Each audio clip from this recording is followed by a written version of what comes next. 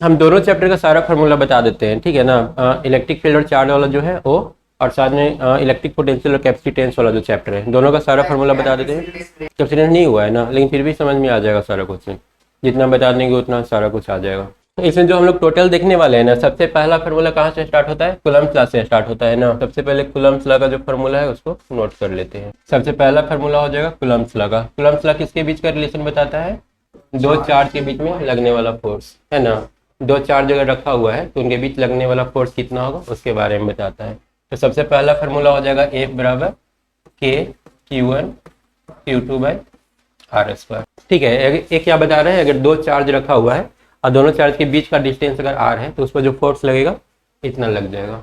Second formula हम लोग लिखेंगे इलेक्ट्रिक फील्ड का। इलेक्ट्रिक फील्ड क्या होता है? जैसे कोई मैग्नेट रखा हुआ है तो मैग्नेट के चारों तरफ क्या होगा, उसका अपना फील्ड क्रिएट हो जाता है। उसके फील्ड में अगर कोई लोहा या फिर दूसरा मैग्नेट रखेंगे तो या तो अट्रैक्ट होगा या फिर रिपेल होगा। सेम कहानी यहाँ चार्ज के केस में है। अगर यहाँ पर कोई एक चार्ज रख देंगे तो इसका एक अपना फील्ड होगा, और इसके एरिया में अगर कोई आएगा तो या तो अट्रैक्ट होगा या फिर रिपेल होगा। तो यहाँ पर जब हम लोग बात कर रहे हैं ना फील्ड का, तो यहाँ पर इंपॉर्टेंट क्या है? एक चार्ज है। फील्ड किसकी वजह से बन रहा है? एक चार्ज की वजह से आ रहा है। दूसरा तो तब जब वो इसके इन्फ्लुएंस में आएगा, है ना। तो यहाँ पर जब हम लोग फील्ड का फार्मूला लिखेंगे ना, तो दो चार्ज ना यूज करके एक चार्ज यूज करेंगे, KQ बाई आर स्क्वायर। ठीक है, और वही अगर दूसरा चार्ज आता है तो फिर वहाँ पर Q2 लगा देते हैं और फोर्स लगना शुरू हो जाता है ना। तीसरा फार्मूला हम लोग यूज करेंगे एनर्जी का। एनर्जी कैसे डिफाइन? एनर्जी भी पढ़ाई हुआ है कि नहीं हुआ है? एनर्जी हो गया ना, इलेक्ट्रिक पोटेंशियल एनर्जी। इसका फार्मूला होता है K Q1 Q2 divided by R। इसका मतलब क्या होता है इलेक्ट्रिक पोटेंशियल का? इलेक्ट्रिक पोटेंशियल का मतलब होता है, डिफाइन कैसे करते हैं इलेक्ट्रिक पोटेंशियल को? डिफिनेशन याद है इलेक्ट्रिक पोटेंशियल का? इन्फिनिट से किसी निश्चित डिस्टेंस तक लाने में जो किया गया वर्क डन होता है उसको इलेक्ट्रिक पोटेंशियल बोलते हैं। इसमें कितना चार्ज इन्वॉल्व हो रहा है? दो चार्ज इन्वॉल्व होता है। एक चार्ज पहले से यहाँ पर प्रेजेंट रहता है, ठीक है। दूसरा चार्ज इन्फिनिट पर रखा हुआ है। अब उसको हम पकड़ करके ला रहे हैं, ठीक है। पकड़ करके ला रहे हैं। पकड़ के क्यों लाना पड़ रहा है? क्योंकि ये एक्चुअली उसको रिपेल कर रहा होगा। जैसे ही छोड़ेंगे ना वो भाग जाएगा फिर से। हम लोग जबरदस्ती ला रहे हैं, जबरदस्ती पकड़ करके आर डिस्टेंस तक लेकर के आगे। तो लाने में इसके अंदर क्या हुआ? एनर्जी स्टोर हो गया। कैसे पता चलेगा कि एनर्जी स्टोर है? बस छोड़ने भर दे रहे, छोड़ेंगे तुरंत भाग जाएगा। तो वैसे ही पता चलता है उसके अंदर एनर्जी स्टोर है कि नहीं है। जैसे एक रिमोट है, रिमोट को या फिर मोबाइल को हम लोग यहाँ पर उठा रहे हैं, ठीक है। कैसा पता चलेगा कि इसके अंदर पोटेंशियल एनर्जी है? जैसे ही छोड़ेंगे ना तुरंत जाकर जमीन पर गिर जाएगा, है ना। तो यहाँ पर टोटल दो चार्ज इन्वॉल्व हो रहा है। तो फिर से हम लोग यहाँ पर क्या यूज किए? दो charge, K Q1 Q2 divided by R। कितना दूर तक लाए हैं? इन्फिनिट से एक निश्चित डिस्टेंस R तक करके लाए हैं। इसको क्या बोलते हैं? Electric potential energy. उसके बाद अगला फार्मूला इलेक्ट्रिक पोटेंशियल का। इलेक्ट्रिक पोटेंशियल का फार्मूला क्या हो जाएगा? KQ by R। यहाँ पर Q2 क्यों गायब हो गया? इसका डिफिनेशन क्या है इलेक्ट्रिक पोटेंशियल का? यूनिट चार्ज को लाया जाता है। यूनिट चार्ज को इन्फिनिट से लेकर के यहाँ तक लाएंगे ना, तो लाने में जो वर्क डन होता है तो हम लोग का इलेक्ट्रिक पोटेंशियल कहलाता है। हेलो, हाँ आइएगा क्या अभी आप? दोनों चीज एकदम सेम है। Electrical potential energy, electric potential दोनों सेम है। बस अंतर क्या है? दोनों में एक चार्ज यहाँ पर फिक्स रखा हुआ है, दूसरा में हम किसी निश्चित चार्ज को पकड़ करके ला रहे हैं, ठीक है ना। उसका कुछ भी वैल्यू हो सकता है, फिक्स्ड वैल्यू नहीं है। और पोटेंशियल केस में हम यूनिट एक कूलम्ब चार्ज को पकड़ करके ला रहे हैं। वही जो Q2 था ना वो कितना हो गया? 1 हो गया। बस इतना ही फर्क है दोनों में, ठीक है। मतलब दोनों सेम चीज है, बस पोटेंशियल जो है यूनिट चार्ज के लिए डिफाइन है, और एक किसी भी चार्ज को लाने में जो उसके अंदर एनर्जी स्टोर हो गया वो क्या कहलाएगा? इलेक्ट्रिक पोटेंशियल एनर्जी या फिर इलेक्ट्रिक पोटेंशियल। यूनिट को लाएंगे तो इलेक्ट्रिक पोटेंशियल कहला जाएगा। उसके बाद एक पांचवा फार्मूला हम लोग क्या पढ़ेंगे? Q is equal to C into V। ये कहाँ से आया है? एक कैपेसिटर वाला चैप्टर में पढ़ना है, ठीक है ना। उसमें हम लोग को ये बताया जाता है कि अगर कोई इस टाइप का प्लेट है ना, इस टाइप का एक प्लेट रखा हुआ है, इसको अगर हम लोग इलेक्ट्रिक पोटेंशियल अगर इसके क्रॉस हम लोग दे देते हैं, बैटरी अगर जोड़ देते हैं, तो इसके अंदर जो है ना चार्ज स्टोर होना शुरू हो जाता है। तो ये जितना ज़्यादा पोटेंशियल होगा ना उतना ज़्यादा इसमें क्या होगा? चार्ज स्टोर होगा। मतलब Q डायरेक्टली पोटेंशियल प्रोपोर्शनल किसके होता है? V का। इलेक्ट्रिक पोटेंशियल जितना ज़्यादा होगा चार्ज उतना ज़्यादा स्टोर होगा। अब हम लोग बस एक्स्ट्रा काम ये करते हैं कि अगर इस प्रोपोर्शनल साइन को हटाते हैं ना तो एक कांस्टेंट दे देते हैं, तो वही आ जाता है Q बराबर CV, और यहीं से एक फार्मूला बन के तैयार हो गया है Q बराबर C बराबर Q बाई V। तो किसी भी चीज़ का जब हम लोग कैपेसिटी निकालना होगा ना, इस हो सकता है पैरेलल प्लेट का कैपेसिटी निकालने के लिए दे दें, दे दे कि इस तरह का पैरेलल प्लेट है, इस पर चार्ज Q दिया गया है, बताओ इसका कैपेसिटेंस C का वैल्यू कितना होगा। तो हम लोग सिंपल क्या करेंगे, इसके अंदर V निकाल लेंगे, पोटेंशियल। पोटेंशियल निकालने के लिए तो पढ़ चुके हैं फार्मूला, है ना। एक प्लेट की वजह से क्या होता है, एक प्लेट की वजह से अगर इलेक्ट्रिक फील्ड निकालेंगे तो कितना होता है, sigma by 2 epsilon not. Just निकाल करके दिखा देते हैं। जैसे ए पॉजिटिव चार्ज है, यहाँ पर निगेटिव चार्ज इंड्यूस हो जाएगा, इसके वजह से जो फील्ड बनेगा सिग्मा बटा 2 एप्सिलॉन नॉट इस डायरेक्शन में, है ना। और इस निगेटिव के वजह से भी उतना ही बनेगा, सिग्मा बाई 2 एप्सिलॉन नॉट, है ना। और वो भी इसी डायरेक्शन में। टोटल इलेक्ट्रिक फील्ड कितना बन रहा है, सिग्मा बाई एप्सिलॉन नॉट। और अगर इन दोनों प्लेट के बीच में डिफरेंस डी होगा, डिस्टेंस दोनों के बीच का अगर डी होगा, तो V बराबर क्या होता है, E इंटू आर होता है, V बराबर ई आर होता है, पर फॉर्मूला V बराबर E D R, D V बराबर ई डी आर, है ना। रिलेशन V बराबर क्या होता है, minus of E D are, हाँ ये वाला होता है ना। तो इसी का यूज करके अगर E इंटू हम लोग D कर दे, इन दोनों के बीच का डिस्टेंस यहाँ पर ले लें, तो क्या बन जाता है, पोटेंशियल बन जाता है। ठीक है, अब हम लोग क्या करेंगे, सिग्मा बराबर क्या जानते हैं, चार्ज पर यूनिट एरिया ना, Q by A, Q by A यहाँ पर हम लोग पुट कर देते हैं। तो V बराबर आ जाएगा, तो V बराबर कितना आ जा रहा है, Q by E A D, ये आ जा रहा है ना। E नहीं आएगा तो ये वाला यहाँ से सिग्मा का वैल्यू हम लोग को क्या पुट करना है, चार्ज बटा एरिया, एडी बटा ए एप्सिलॉन नॉट, ए भी का वैल्यू आ गया ना। दोनों तरफ Q से डिवाइड कर देते हैं, तो V बटा Q is equal to D बटा ए एप्सिलॉन नॉट। हम लोग का C का फॉर्मूला क्या होता है, C बराबर Q बाई V पर है ना, C बराबर Q बाई V यहाँ पर। तो अगर Q बाई V उल्टा करना होगा ना, A epsilon not by D, ये आ गया पैरेलल प्लेट के लिए कैपेसिटेंस का वैल्यू। काफी सिंपल है ना। तो ये हमको याद करने की जरूरत नहीं है, तो एक क्वेश्चन हो गया। मेन फार्मूला तो हमारा ए वाला है ना, मेन कंसेप्ट तो ये वाला है, तो ये हमको याद रखने की जरूरत नहीं है। अगर क्वेश्चन बनाते बनाते याद हो जाए वो अलग बात है, लेकिन हम अलग से टाइम नहीं देंगे इसको याद करने के लिए। तो मेन बेसिक फार्मूला हम लोग का ए 5 है, ठीक है ना। और इसी पांचों से पूरा इलेक्ट्रोस्टैटिक चैप्टर 1 और 2 बना हुआ है, कुछ भी अलग नहीं करना है, एक्स्ट्रा फार्मूला कोई भी याद नहीं करना है, बस कंसेप्ट याद रखना है कि ये चीज़ भी हो सकता है, ऐसा भी आ सकता है। हो सकता है कि इसका यूज करके, है ना, कूलम्ब्स लॉ हो सकता है, इसी कूलम्ब्स लॉ का यूज करके हम लोग को एक डिस्क दे दे, और डिस्क देने के बाद हो सकता है कि पूछ दे कि यहाँ पर आर डिस्टेंस पर इलेक्ट्रिक फील्ड क्या होगा, है ना। लेकिन वो बना कहाँ से, इसी से बना है। मतलब इसका अगर कंसेप्ट हम लोग का क्लियर है तो किसी भी टाइप का क्वेश्चन आएगा ना, डिस्क हो या फिर रिंग हो या फिर रड हो, हम लोग इजीली कर लेंगे, उसको याद रखने की जरूरत नहीं है, क्योंकि डायरेक्ट तो पूछेगा भी नहीं कभी किसी एग्जाम में। और डायरेक्ट नहीं पूछेगा तो याद करके क्या फायदा, हम लोग कंसेप्ट पर ही ध्यान देते हैं, है ना। तो A5 हो गया मेन फार्मूला, जो कि 2 चैप्टर से मिला करके बना हुआ है। 2 चैप्टर में इतना ही, और कुछ एक्स्ट्रा पढ़ना है ही नहीं एक्चुअल में, इतना से सारा क्वेश्चन बन जाता है PYQ वाला। अब इसका थोड़ा सा रिलेशन देख लेते हैं, क्या क्या रिलेशन बनेगा इन 4-5 फार्मूला के बीच। अरे एक तो और था वो गॉस लॉ वाला ना, EDS बराबर एक गॉस लॉ वाला फार्मूला क्या है, EDS बराबर Q बटा एप्सिलॉन नॉट। ये भी एक फार्मूला है, इसको हम 6 नंबर में रख देते हैं, ठीक है ना। ये 6 टोटल फार्मूला। अब उसके बाद चलते हैं रिलेशन पहले इन दोनों के बीच खोज लेते हैं। F बराबर QE, पहला रिलेशन खत्म। दूसरा इन दोनों के बीच QV। तीसरा V और E के बीच में V बराबर माइनस ऑफ DV बराबर माइनस ऑफ ED। यहाँ पर माइनस साइन क्यों देते हैं हम बताते हैं। जैसे एक्चुअली इलेक्ट्रिक फील्ड बता रहे हैं, इलेक्ट्रिक फील्ड पोटेंशियल का जो भी बात हो रहा है ना, यहाँ पर हम लोग ले लेते हैं एक चार्ज प्लस Q और दूसरा चार्ज माइनस Q, ठीक है। इन दोनों का बीच का डिस्टेंस क्या है, D है। इलेक्ट्रिक फील्ड का डायरेक्शन क्या होगा, प्लस से माइनस की ओर, या इलेक्ट्रिक फील्ड का डायरेक्शन है, ठीक है। अब जब हम लोग पोटेंशियल निकालेंगे ना, तो यहाँ पर पोटेंशियल सबसे ज्यादा होगा, निगेटिव चार्ज पोटेंशियल मिनिमम होता है।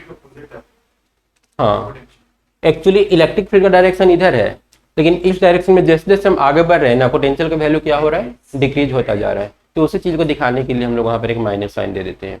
कि देखो इलेक्ट्रिक फील्ड के डायरेक्शन में अगर आगे बढ़ोगे ना तो ए मत समझ लेना, क्योंकि तुम मल्टीप्लाई जब हम लोग कर रहे हैं ई इंटू डी, ये चीज़ क्या बता रहा है कि तुम जैसे जैसे आगे बढ़ोगे डिस्टेंस जितना बढ़ाओगे उतना ज़्यादा भी बढ़ता चला जाएगा, पर रियल में तो ऐसा हो नहीं रहा है। जैसे जैसे हम लोग डिस्टेंस बढ़ा रहे हो और कम होता जा रहा है, तो इसलिए हम लोग यहाँ पर एक माइनस साइन दे देते हैं। क्लियर है सारा? तो बस इतना फार्मूला नोट कर लेना है। अब बस इतना से ही हम लोग का सारा दोनों चैप्टर का सारा क्वेश्चन बन जाएगा। 2 चैप्टर में हमको कम से कम लगता है कि 200 क्वेश्चन या 200 क्वेश्चन सारा बस इतना से ही बन जाएगा। नॉर्मल डिफरेंशिएशन करके निकालते हैं। जैसे हम लोग को निकालना है इलेक्ट्रिक फील्ड, पता चल गया, ठीक है, और हम लोग को निकालना है इलेक्ट्रिक फील्ड भी बराबर ई डी आर, इंटीग्रेशन करके निकाल सकते हैं। तो या फिर अगर पोटेंशियल पता है, हम लोग एक तो केस पढ़ते हैं जिसमें डाइपोल की वजह से, डाइपोल में 2 चार्ज है, एक प्लस क्यू और एक तो माइनस क्यू, किसी एंगल थीटा पर इलेक्ट्रिक फील्ड निकालना रहता है कि यहाँ पर इलेक्ट्रिक फील्ड क्या होगा। तो हम लोग करते क्या है ना कि उसमें सबसे पहले पोटेंशियल निकालते हैं, क्योंकि पोटेंशियल निकालना ज़्यादा आसान होता है इलेक्ट्रिक फील्ड के कंपेरिजन में। क्यों आसान होता है? क्योंकि पोटेंशियल स्केलर है, इलेक्ट्रिक फील्ड वेक्टर है, इसमें वेक्टर वाला दिमाग लगाना पड़ता है ना। वो तो खैर वो बढ़ा करके इसको इस तरह से करते हैं, तो वो हम अभी नहीं बता रहे। जैसे जस्ट इसमें पोटेंशियल निकालने के बाद जब इलेक्ट्रिक फील्ड निकालना होता है ना, हम लोग क्या करते हैं, डायरेक्ट इलेक्ट्रिक फील्ड नहीं निकालते हैं, पहले पोटेंशियल निकाल लेते हैं। पोटेंशियल निकालने के बाद ई निकालते इसमें कर लेते हैं minus D V by D R, और इसका यूज करके आसानी से इलेक्ट्रिक फील्ड निकल जाता है। और वैसे अगर निकालने जाएंगे तो बहुत कॉम्प्लिकेटेड होगा, डायरेक्ट इलेक्ट्रिक फील्ड निकालेंगे तो सिंपल वाला में निकल जाता है। जैसे यहाँ पर बीच में अगर पूछे ना, जैसे प्लस क्यू हो गया माइनस क्यू हो गया, अगर यहाँ पर पूछता है इलेक्ट्रिक फील्ड, इजिली निकाल लेंगे। पॉजिटिव की वजह से इधर डायरेक्शन, निगेटिव की वजह से इधर डायरेक्शन, दोनों का रिजल्टेंट ले लेंगे, इलेक्ट्रिक फील्ड निकल गया। एक्सिस पर भी निकालने के लिए देगा तो आसानी से निकल जाएगा प्लस माइनस। लेकिन इस केस में ना इलेक्ट्रिक फील्ड निकालना मुश्किल होता है, तो वहाँ पर हम लोग इसका यूज करते हैं, इस रिलेशन का। क्या करते हैं, पहले पोटेंशियल निकालना इजी होता है, पोटेंशियल निकाल लेते हैं और उसके बाद फिर डिफ्रेंशिएट करके इलेक्ट्रिक फील्ड निकालते हैं। ये वाला कहीं में हाँ पोटेंशियल का कुछ होता नहीं है, तो ये एक्चुअली वो लड़का सॉल्व भी किया है उस क्वेश्चन में, जो अभी पीडीएफ हम लोग देख रहे थे ना, उसमें एनीवेयर वाला उससे करवाए थे हम, एनीवेयर वाला वो किया है, और 2 क्वेश्चन शायद सॉल्व नहीं था। ठीक है ना, अब चलते हैं क्वेश्चन में। अभी हम लोग सॉल्व करेंगे ना तो लगने लगेगा कि उतना सारा थ्योरी पढ़ना बिल्कुल बेकार है, उसका ज़रूरत ही नहीं है कहीं पर, क्योंकि इतना से जब काम चल रहा है तो हम लोग क्यों उतना एक एक महीना पढ़ते रहे, ऐसा भी लगने लगेगा। और रियल में इतना सही बन जाता है, ये भी एकदम अजीब सी बात है, ज़रूरत ही नहीं पड़ता है बाकी सारा थ्योरीज का। क्या दिया है, 2 point charge A and B having charge plus Q and minus Q respectively are placed at certain distance apart. 2 charge है, एक ए पर रखा हुआ है, एक बी पर रखा हुआ है, एक पॉजिटिव क्यू और दूसरा निगेटिव क्यू। ठीक है, दोनों के बीच डिस्टेंस दे रखा है। Having charge plus Q and minus Q are placed at certain distance apart, दोनों के बीच का डिस्टेंस डी ले लेते हैं। And force acting between them is F, इन दोनों के बीच जो फोर्स काम कर रहा है, कितना काम कर रहा है, एफ फोर्स काम कर रहा है। If 25% charge of A is transfer to B, अब यहीं पर लोग गलती करते हैं, 25% चार्ज ए से ट्रांसफर करके बी में डाल दिया है, तो इसका माइनस ऐड कर देंगे ना, ए कितना हो जाएगा, 25% हटाना है ना, Q minus Q by 4, 3 Q by 4 हो जाएगा। सेकेंड वाला कितना हो जाएगा,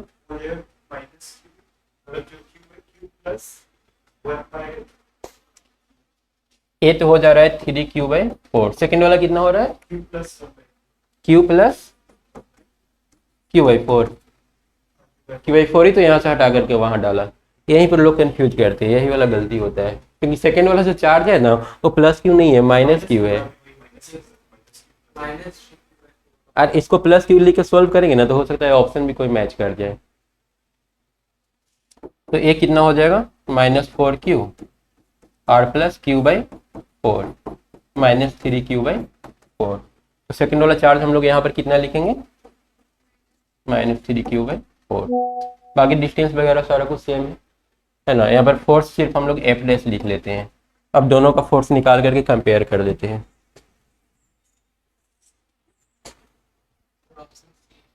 सी आ जा रहा है 9F16, ए बराबर आ जाएगा KQ स्क्वायर बाई डी, और एफ डैश बराबर आ जाएगा के, क्यू के जगह पर 3Q बाई 4 ना, स्क्वायर बाई डी, मतलब कि 9/16 और के Q square by D square. तो 9/16 इसका वैल्यू तो एफ है, एफ आ गया।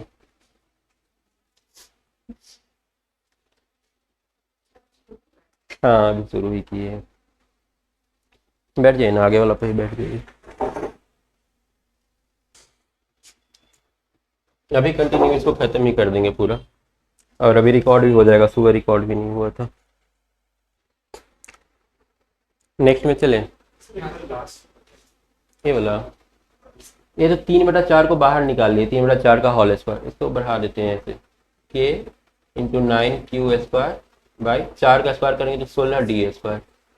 ये डिवाइड में ना नीचे चला जाएगा, इसको और ब्रेक करें क्या, कैसे नीचे जा रहा है, इसको हो जाएगा ना। अब इसमें बस 9/16 को हम सेपरेट कर लिए, और बाकी जो रहा यहाँ पर के क्यू स्क्वायर था ना, 9/10 लग रहा है। ओ ना 16 है, 4 का स्क्वायर।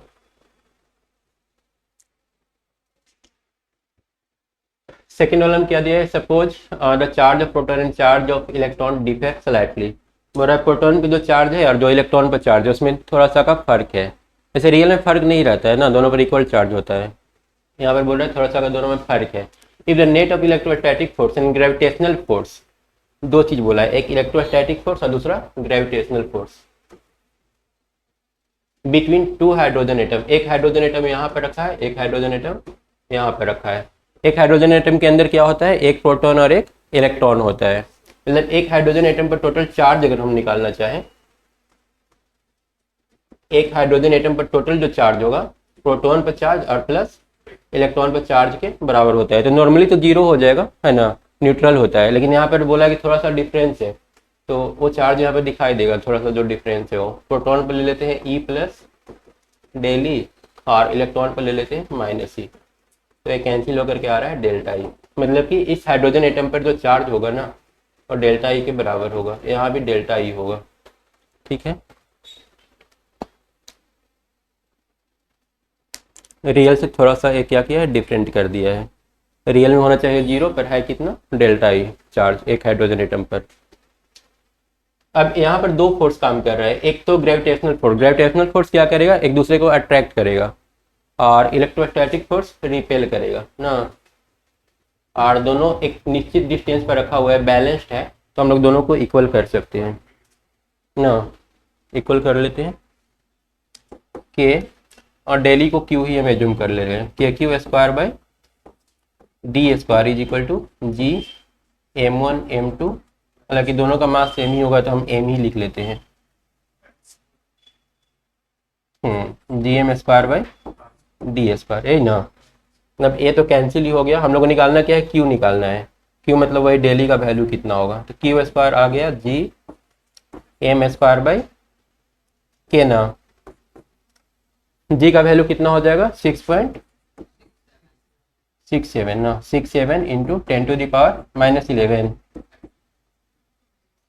और m का वैल्यू कितना दे रखा है 1.67 का होल स्क्वायर इंटू -54, k का वैल्यू 9 इंटू 10⁻9, यही ना ओवरऑल सारा, ठीक है। जी का वैल्यू कितना होता है 6.67 इंटू 10⁻11 ही ना, ठीक है ना। अब यहाँ पर जो है ना, हम लोग कैलकुलेट कर रहे हैं सिर्फ 10 के पावर वाला, बाकी सबको इग्नोर कर रहे हैं। क्यों इग्नोर कर रहे हैं, क्योंकि यहाँ पर सारा जो ऑप्शन दे रखा है ना 10 के पावर के फॉर्म में दिए रखा है, तो हम ये सब इग्नोर करते हैं, ये सब को साइड कर लेते हैं। अगर एक जगह इन लोगों को कर ले तो 6.67 इंटू 1.67 का होल स्क्वायर डिवाइडेड बाई 9, और 10 का पावर जो दे रखा है क्या होगा, -11 -54, दोनों को जोड़ना होगा है ना, और ए वाला ऊपर जाएगा तो इसको घटाना होगा। मतलब कुल मिला के हम लोग को तीनों को जोड़ देना है निगेटिव साइन के साथ, समझ में आ रहा है। 10 वाला जो हम लोग का होगा ना,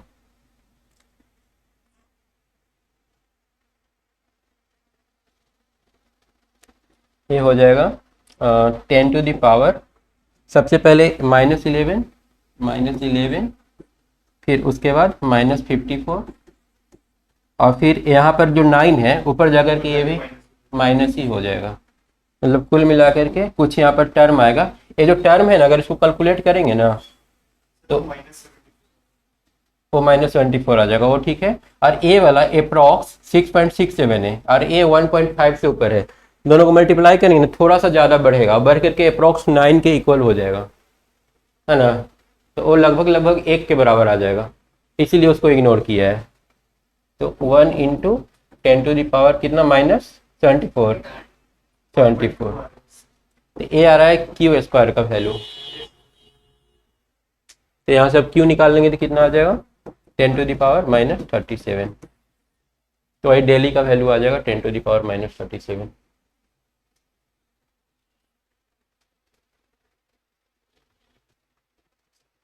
टू आ रहा है, 2 का फिर अंडर रूट जब करेंगे ना, फिर अंडर रूट भी करना है तो 1 पॉइंट पूछ जाएगा, इसलिए लगभग उसको इग्नोर कर दिया है। 3 में क्या दे रखा है, 2 identical charge sphere suspended from a common point by 2 massless string of length L। इस तरह से सस्पेंड किया हुआ है, लेंथ इसका L है, 2 चार्ज दिया हुआ है। Apart because of their mutual repulsion, repulsion हो रहा है इसलिए क्या रहेगा, एक दूसरे से दूर रहेगा, है ना। The charge begin to leak, अब ये बोल रहा है ना कि जो चार्ज है ना धीरे धीरे खत्म होना शुरू हो रहा है, घट रहा है क्यू का वैल्यू। हाँ, जैसे जैसे ये घटेगा ना वैसे वैसे क्या होगा, नज़दीक जाएगा, नज़दीक जाएगा तो इसमें कुछ वेलोसिटी आ जाएगा। और ये जो डिस्टेंस डी था ना वो घट करके धीरे धीरे एक्स मान लेते हैं, कुछ देर बाद एक्स हो जाएगा, कुछ देर बाद इसमें कुछ वेलोसिटी आ जाएगा और इसका डिस्टेंस एक्स हो जाएगा। Approach each other with A velocity भी, ठीक है, भी वेलोसिटी से एक दूसरे के करीब जा रहा है। बोल रहा है कि भी vary as a function of distance X, भी कैसे वैरी कर रहा है, डिस्टेंस एक्स के अनुसार वैरी कर रहा है। भी vary as a function of distance X, भी और एक्स में मतलब बोल रहा है कुछ रिलेशन होगा, उस रिलेशन को बताना है कि भी और एक्स में क्या रिलेशन है। इसको सुबह हम लोग 2 मेथड से किए थे, अभी एक ही मेथड कर लेते हैं। एनर्जी से नहीं किए थे, 2 मेथड किए थे, फोर्स, इलेक्ट्रोस्टैटिक फोर्स ही निकाल कर किए थे। ऐसा कर लेते हैं, यहाँ पर एक एंगल ले लेते हैं थीटा, ठीक है, एक थीटा ले लिए। तो यहाँ पर जो फोर्स लगेगा टी कॉस थीटा हो गया ना, टी कॉस थीटा, और ऊपर टी साइन थीटा।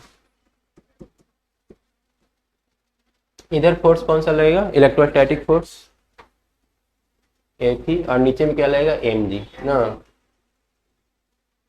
इसको बैलेंस कर लेते हैं, बैलेंस करेंगे तो T sine theta is equal to mg,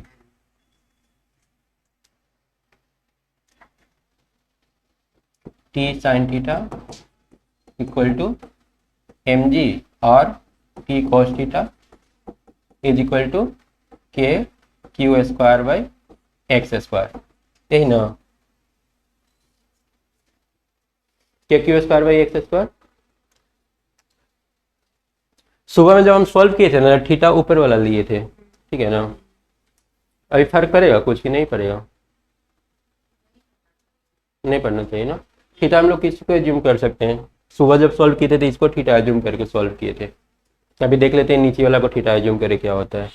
इन दोनों को डिवाइड कर देते हैं, डिवाइड इसलिए कर रहे ताकि ये टी हट जाए, क्योंकि टी पहले से दिया हुआ नहीं था, जो नहीं दिया हुआ रहता है उसको हटाना रहता है। तो डिवाइड करेंगे तो ये आ जाएगा tan theta equal to mg divided by mg into K Q square.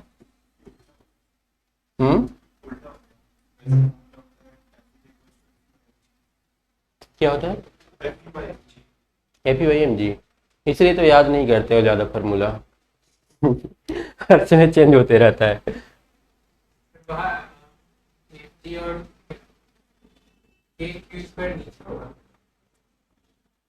ये इसको ऊपर रखे है ना, साइन बाई कॉस mg के क्यू, अच्छा हाँ, के क्यू स्क्वायर इसमें नीचे हो जाएगा।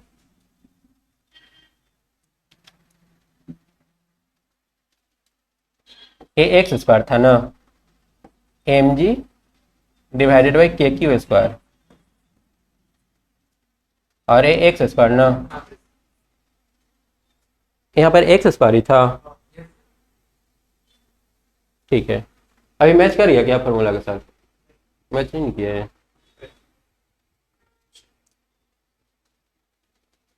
ठीक है, अब हम लोग क्या करते हैं ना कि यहाँ पर tan थीटा का वैल्यू पुट कर देते हैं। tan थीटा यहाँ से निकाल लेंगे, क्योंकि थीटा भी तो हम लोग खुद एज्यूम किए हैं, तो इस थीटा को भी हटाना पड़ेगा। जो जो हम लोग एज्यूम किए हैं उसको हटाना है। तो यहाँ से अगर tan थीटा निकालेंगे ना, तो ये परपेंडिकुलर और ये वाला बेस, ये परपेंडिकुलर कितना होगा? नहीं, फिर तो थीटा रह ही जाएगा। ये ऐसा करते हैं, L square minus X by two का whole square, L square minus X by two का होल स्क्वायर का अंडर रूट ना, ये परपेंडिकुलर का वैल्यू हो जाएगा।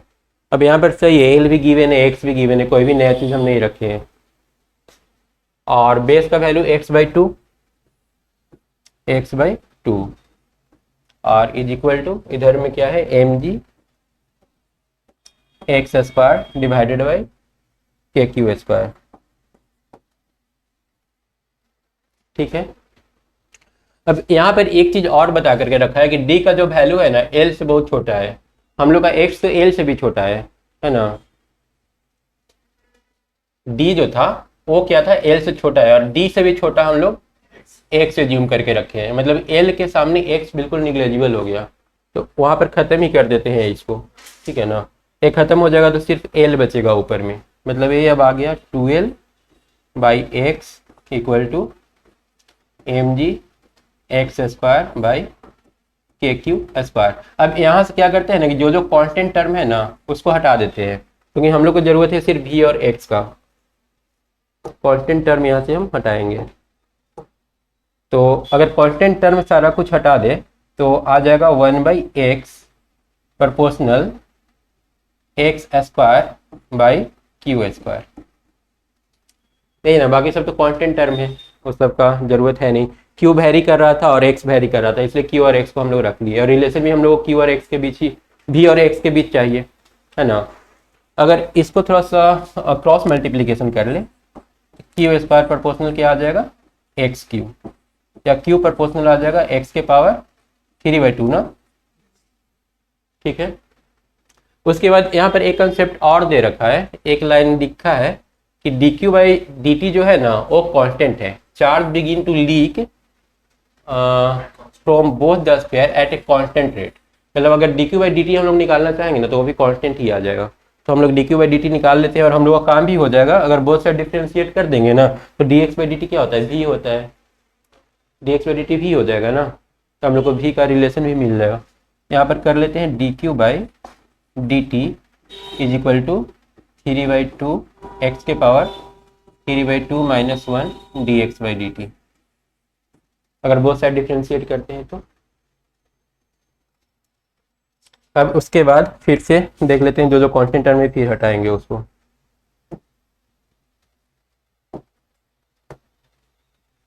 ये आ गया के इंटू 2/3 ना, 2/3 इक्वल, ये प्रोपोर्शनल साइन था तो प्रोपोर्शनल ही सब जगह रहने देते हैं, प्रोपोर्शनल एक्स के पावर 1/2 ना इंटू भी।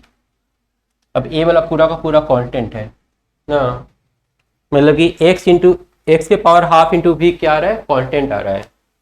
तो यहाँ से अगर हम लोग भी निकालेंगे प्रोपोर्शनल आ जाएगा 1/x के पावर 1/2, या फिर भी प्रोपोर्शनल x के पावर माइनस 1/2। इसका एक और मेथड किए थे, इन लोगों की कॉपी पर मिल जाएगा, फोटो ले लेना है उससे। ठीक है ना,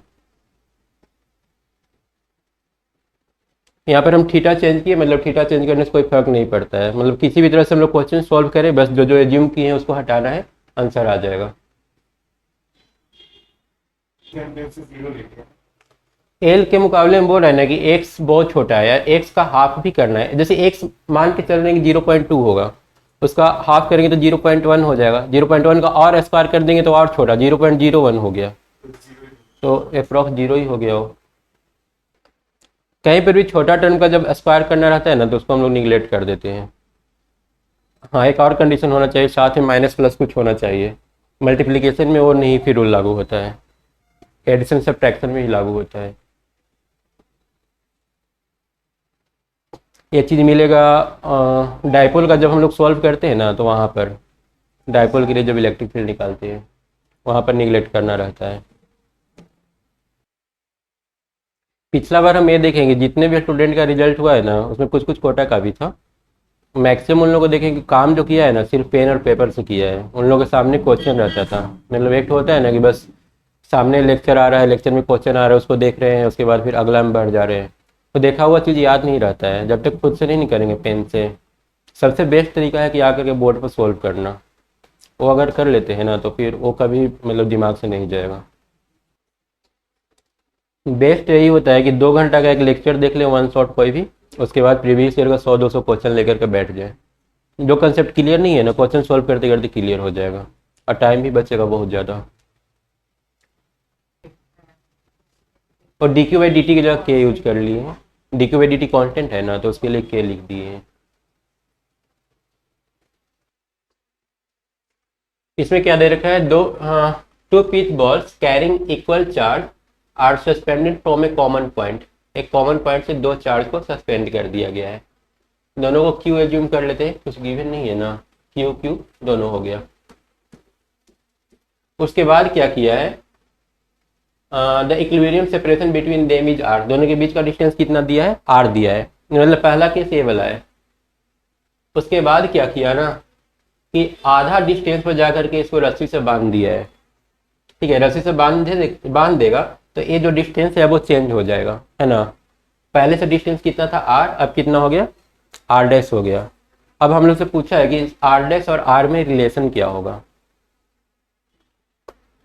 एक क्वेश्चन लिंक्ड है उसी वाला के साथ ना जो हम लोग अभी प्रूफ किए, x प्रोपोर्शनल टू जो था v प्रोपोर्शनल टू 1/x के पावर √2 ऐसा कुछ था, उसी के जैसा ये वाला है।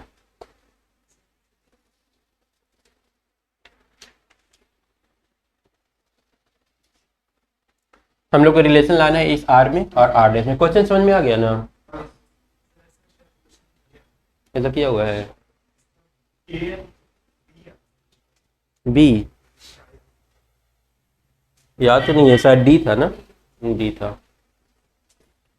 कैसे इसको अटेम्प्ट करेंगे सॉल्व करने के लिए, हमारे पास फार्मूला तो एक ही है ना, क्यू बाई आर स्क्वायर। वही तो इलेक्ट्रोस्टैटिक फोर्स, आर तो कुछ है नहीं। पहले क्या करते हैं ना कि ए वाला एंगल जो है ना थीटा ले लेते हैं, ये वाला टेंशन टी लेते हैं, क्योंकि सिर्फ क्यू बाई आर स्क्वायर दोनों में लगाएंगे ना तो उससे कोई रिलेशन बनेगा नहीं, बस ए वाई आएगा ही नहीं है, वाई भी तो आना चाहिए रिलेशन में।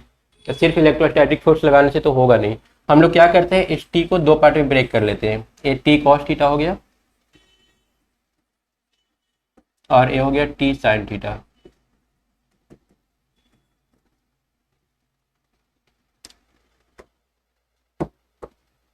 नीचे क्या हो जाएगा, एम जी, और इधर electrostatic force F E. Balance कर लेते हैं, T sine theta is equal to M G और T cos theta equal to K Q square by are square ना। उसके बाद अगर इक्वेट करेंगे एकदम सेम टू सेम वही क्वेश्चन ही है, tan theta is equal to M G K Q square into R square ना, आर स्क्वायर। ठीक है, टेन थीटा का वैल्यू कितना हो जाएगा, टेन थीटा हम लोग निकालेंगे T by tan theta Y by B हो जाएगा ना, वाई बाई बी का वैल्यू ये टोटल आर था ना तो अभी आर बाई 2 हो जाएगा। मतलब उसमें तो हम लोग को टेन थीटा निकालना पड़ा था, यहाँ पर टेन थीटा निकालना भी नहीं पड़ा, सब कुछ इजली हो गया, मतलब उससे आसानी क्वेश्चन है। R square M G by K Q square. अगर यहाँ से आर स्क्वायर को नीचे लेके चले आए, क्योंकि ये सारा का सारा कांस्टेंट टर्म है, सारा कांस्टेंट को उस तरफ रखते हैं, ये बन जाएगा 2y बाई आर क्यू ना is equal to M G by K Q square. ठीक है, इधर से रिलेशन आया, उधर वाला से भी सेम ही आएगा, इसमें भी वही आएगा finally. tan theta is equal to tan theta, theta dash हो जाएगा ना क्योंकि एंगल तो इसका चेंज हो गया है ना, ये थीटा डैश हो जाएगा, tan theta dash is equal to R dash square M G divided by K Q square. Q तो चेंज नहीं हुआ है, एम जी चेंज नहीं हुआ है, बस आर डैश चेंज हुआ है, टेन थीटा डैश चेंज हुआ है। अब इसमें भी टेन थीटा निकालेंगे तो पी बाई बी करना होगा, ए परपेंडिकुलर और ए बेस। परपेंडिकुलर का वैल्यू y बाई टू और बेस का value R dash by two. इधर हो गया R dash K Q square. अगर ये दो तो कैंसिल हो गया, इसको नीचे अगर उतार ले तो y बटा आर डैश क्यू ना is equal to M G by K Q square. ये चीज दोनों में कांस्टेंट था ना, अब दोनों इक्वल आ गया, दोनों को इक्वेट कर देते हैं। तो 2i बाई आर क्यू ना, 2i by R Q equal to y by R dash Q. Y सिर्फ कैंसिल हो रहा है ना। अब क्रॉस मल्टीप्लीकेशन करेंगे तो 2 R dash Q is equal to R Q, या R dash Q equal to R Q by two, या फिर यहाँ से आर डैश अगर निकाल लें तो आर बटा 2 के पावर 1 बाई 3। मतलब रस्सी वाला क्वेश्चन कोई भी देगा ना तो उसमें दिमाग में लगा लेना है कि थीटा हमको एक तो एज्यूम करना ही होगा, है ना। रस्सी वाला में सब में करना ही पड़ता है लगभग, तो एक तो कंसेप्ट ही बना लेंगे। जब भी ट्राई करेंगे ना तो पहले एक बार थीटा रख करके ट्राई करेंगे। इसमें क्या दे रखा है, two positive ion each carrying a charge Q. दो तो आयन है, दोनों पर चार्ज क्यू है, डिस्टेंस दोनों के बीच डी दे रखा है और ए फोर्स लग रहा है दोनों के बीच में, ठीक है। The number of electron missing from each ion, बोला दोनों से कितना इलेक्ट्रॉन मिस किया है। क्यू बराबर हम लोग जानते हैं ना फॉर्मूला ए नी, तो इससे हम लोग नंबर ऑफ इलेक्ट्रॉन निकाल लेंगे। पहले तो जो रिलेशन होगा वो लिख लेते हैं, एफ बराबर के Q square by D square ना। यहाँ से क्यू स्क्वायर कितना आ जाएगा, क्यू स्क्वायर आ जाएगा एफ डी स्क्वायर बाई के को 4 पाई एप्सिलॉन नॉट लिख लेते हैं ना, बाई के तो 1 by 4 pi epsilon naught, 4 pi epsilon naught ऊपर चला जाएगा ना। तो क्यू बराबर under root F D square 4 pi epsilon not.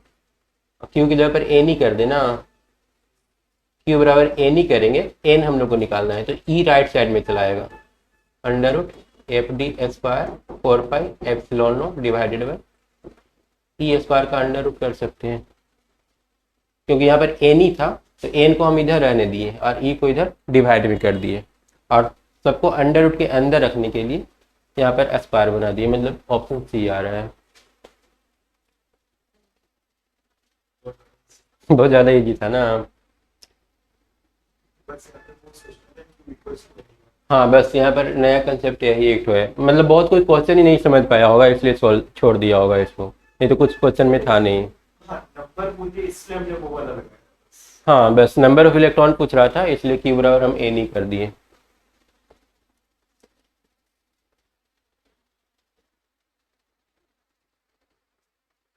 Question समझना बोला जाता है ना कि 50% अगर समझ में आ गया ना क्वेश्चन, मतलब क्वेश्चन समझ में आ गया तो 50% क्वेश्चन सॉल्व हो जाता है। मेन समझना थोड़ा सा डिफिकल्ट रहता है। बोल रहा है कि दो ठो चार्ज रखा हुआ था, बस दोनों के बीच में एक डाइलेक्ट्रिक मीडियम के डाल दिया है, तो फोर्स पर क्या इफेक्ट पड़ेगा। ए बराबर क्या होता है 1 बाई 4 पाई एप्सिलॉन नॉट की जगह के एप्सिलॉन नॉट यूज कर लेते हैं ना जब डाइलेक्ट्रिक डालते हैं तो, अब Q square by are square, मतलब वही K time decrease by K time C हो जाएगा। तो ये तो काफ़ी ज़्यादा इजी था, इसको मिटा देते हैं, ये तो नोट करने की ज़रूरत नहीं है। सर अगर इसको k minus two the power 1 था तो तब लिख सकते हैं ये दोनों एक्चुअली ऑप्शन सेम दिया हुआ है, ये वाला और ये वाला। हाँ ये ऊपर ले जाएंगे तो इंक्रीज हो जाएगा। हाँ ये हमको लगता है मिस प्रिंट यहाँ पर हो गया, यहाँ पे डिक्रीज ही लिखना चाहिए था। एक्चुअली ये दोनों सेम ही लिख दिया है सी और डी। अब आते हैं क्वेश्चन नंबर 7 में। 7 आप लोग एक बार ट्राई करिएगा क्या, देखिए तो इसमें दिया है ए charge Q is placed at the centre of line joining two equal charge Q, या मतलब यहाँ पर भी Q है, यहाँ पर भी Q है, और सेंटर में एक छोटा सा चार्ज Q रखा है। अब पूछ रहा है the system of 3 charges will be in equilibrium, मतलब तीनों इक्विलिब्रियम में होगा। इक्विलिब्रियम में होगा मतलब नेट फोर्स 0 होना चाहिए, कोई अपने जगह से आगे पीछे हिलना नहीं चाहिए। सबसे पहले तो ये दिमाग लगाना होगा कि यहाँ पर पॉजिटिव चार्ज रखे बीच में या फिर निगेटिव चार्ज रखे, ठीक है, क्योंकि यहाँ पर ऑप्शन जो है ना -q/4 + q/4, -q/2 + q/2 है ना। तो हम लोग को पहले चूज करना होगा कि निगेटिव साइन वाला होगा या फिर पॉजिटिव साइन वाला होगा। अगर यहाँ पर हम लोग कोई पॉजिटिव चार्ज रखते हैं, दोनों रख करके बारी बारी से देख लेंगे। एज्यूम करते हैं कि यहाँ पर हम लोग पॉजिटिव Q चार्ज रख दिए, पॉजिटिव चार्ज अब रखेंगे ना तो ए चार्ज इसको रिपेल करेगा और ए वाला भी रिपेल करेगा, ए अपनी जगह पर रुकेगा नहीं, भाग जाएगा, है ना। तो पॉजिटिव वाला तो रखेंगे नहीं, पॉजिटिव वाला ऑप्शन खत्म हो गया।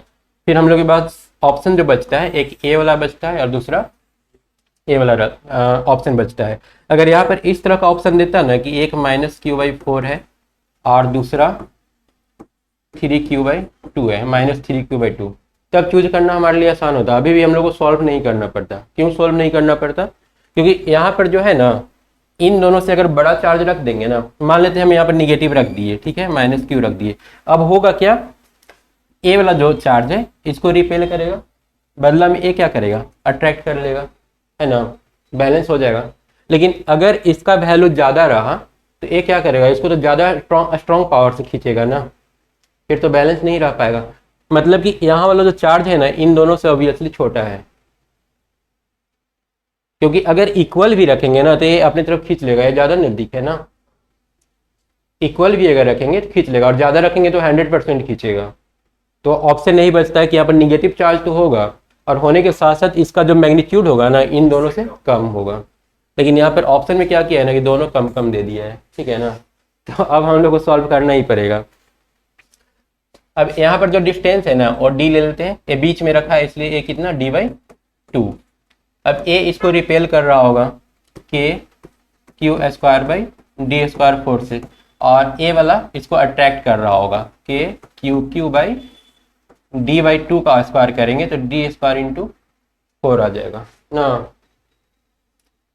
तो अब यहाँ पर k कैंसिल, एक तो q भी कैंसिल होगा और d² भी कैंसिल, मतलब a बच गया q = 4q या फिर q = q/4। तो साइन भी डिसाइड हो गया और उसका मैग्नीट्यूड भी डिसाइड हो गया। हाँ, साइन हम लोग कॉमन सेंस लगा कर डिसाइड कर लेंगे, और नहीं तो फिर ये कर सकते हैं F1 + F2 = 0, साइन अपने आप आ जाएगा। नेट फोर्स अगर 0 करेंगे ना तो अपने आप वो निगेटिव साइन आ जाएगा। दूसरा ऑप्शन क्या था, इक्वल ना करके हम लोग कर लेते F1 + F2 = 0, मतलब कि कुल मिलाकर इसमें कोई फोर्स लग ही नहीं रहा है, तो उस केस में भी साइन के साथ आंसर आ जाएगा। नेक्स्ट क्वेश्चन उसी से मिलता जुलता दिया था, ये पहले का पूछा हुआ है, पिछला वाला पता नहीं हाल फिलहाल का शायद क्वेश्चन था, लेकिन ये 1988 का क्वेश्चन है, पर दोनों एक दूसरे के साथ काफ़ी ज़्यादा मैच कर रहा है। हालांकि ये वाला जो था थोड़ा ज़्यादा डिफिकल्ट था और जो अभी रिसेंट वाला पूछा है वो इसके मुकाबले ईजी था। ये वाला कब का था, ये 2 बार पूछा है, 2013 और 1995 में, लेकिन सबसे ज़्यादा ये 1988 वाला ज़्यादा डिफिकल्ट था, वो थोड़ा इजी था। इसमें क्या बोला है, पॉइंट चार्ज +q, -q और 4q R kept on the X axis. X axis पर 3 चार्ज रखा हुआ है, +4q और इधर भी +4q है, और यहाँ पर कितना रखा हुआ है, -q, ठीक है। पहले तो हम लोग को इस क्वेश्चन में चेक करना था कि ये इक्विलिब्रियम में है कि नहीं है। हालांकि अब हम लोग को चेक करने की जरूरत नहीं है, क्योंकि पिछला क्वेश्चन से हम लोग को समझ में आ गया है कि अगर यहाँ पर जो चार्ज रखा हुआ है ना उसका 1/4 चार्ज अगर हम बीचों बीच डाल देते हैं तो क्या हो जाता है, इक्विलिब्रियम में आ जाता है, और ये वही किया है ना। लेकिन अगर पिछला क्वेश्चन नहीं सॉल्व किए होते तो हम लोग को पहले पता करना होता है कि इक्विलिब्रियम में है भी कि नहीं है। यहाँ पर कोई चार्ज हम लोग q' रख करके और देख लेते कि इतना आ रहा है कि नहीं आ रहा है। हालांकि अभी हम लोग को श्योर है, पता है कि अगर इसका 1/4 बीचों बीच रख देना तो इक्विलिब्रियम में आ जाता है, मतलब कि ये इक्विलिब्रियम में है। हमसे क्या पूछ रहा है, the only -q is in stable equilibrium.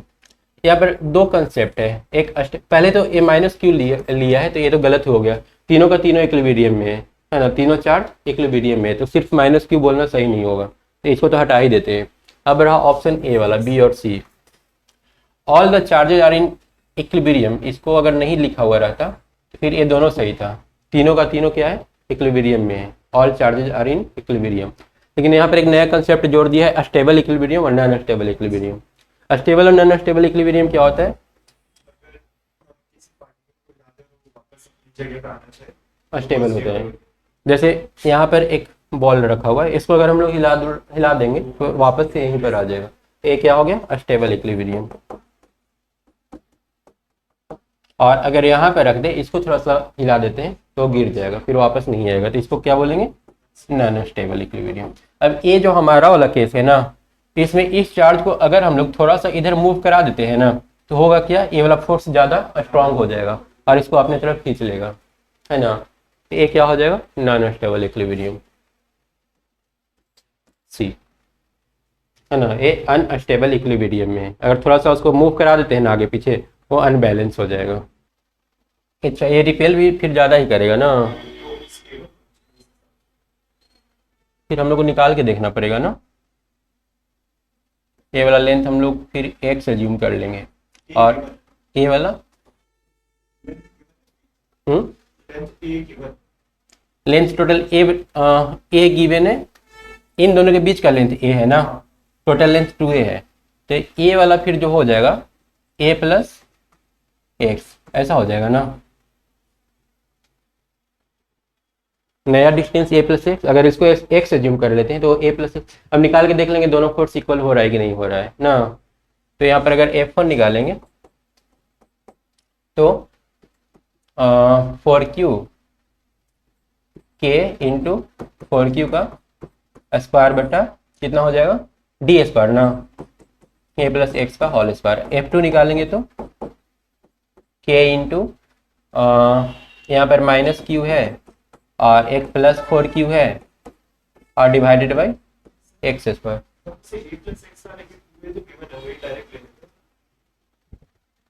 Direct कैसे लेंगे, तो थोड़ा सा आगे मूव करा दिए, हाँ थोड़ा सा डिस्प्लेस कर दिए ना, और फिर ये देखना पड़ेगा क्या ये दोनों इक्वल आ रहा है। मैग्नीट्यूड ले लेंगे, निगेटिव साइन को हटा देंगे, नहीं हो पाएगा ना, किसी कंडीशन में नहीं होगा।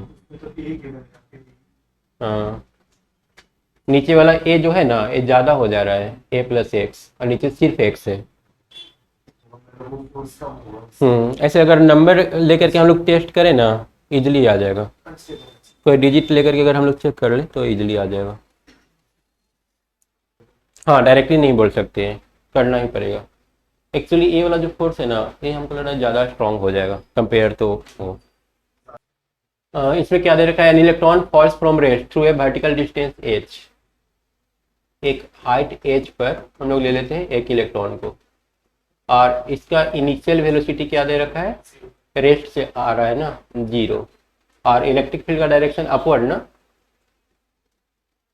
ये इलेक्ट्रिक फील्ड का डायरेक्शन दे रखा है, rest through a vertical distance h in uniform and vertically upward directed electric field. ठीक है, दूसरा केस में क्या दे रखा है, the direction of electric field is now reverse, second case में इलेक्ट्रिक फील्ड का जो डायरेक्शन है वो रिवर्स कर दिया।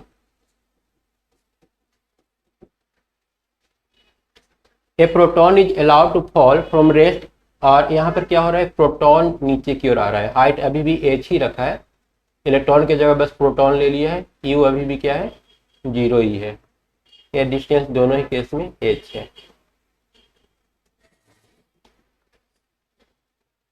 निकालना क्या है, time of fall of the electron in comparison to time of fall of the proton, दोनों का टाइम निकालना है कि नीचे गिरने में किसको कितना समय लगेगा।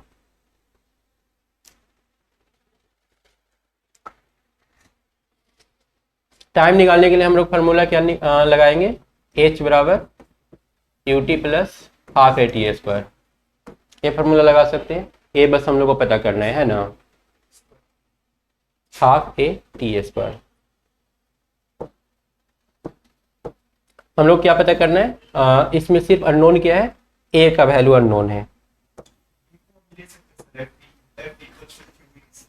यहाँ पर यू भी 0 दे रखा है ना, तो सिर्फ हाफ AT², ठीक है। एच तो कांस्टेंट है, तो यहाँ पर हम लोग का जो T² आएगा ना 1/a, या फिर T जो आएगा 1/√a, मतलब टाइम और एक्सेलरेशन में इन्वर्स रिलेशन आने वाला है ना, मतलब कि जिसका एक्सेलरेशन ज़्यादा होगा उसको टाइम कम लगेगा। अब देख लेते हैं दोनों का एक्सेलरेशन निकाल के, किसका एक्सेलरेशन कितना आ रहा है। पहला वाला केस में इस पर फोर्स किधर लगेगा, एक तो mg नीचे लगेगा ना, और qv किधर लगेगा, ऊपर या नीचे?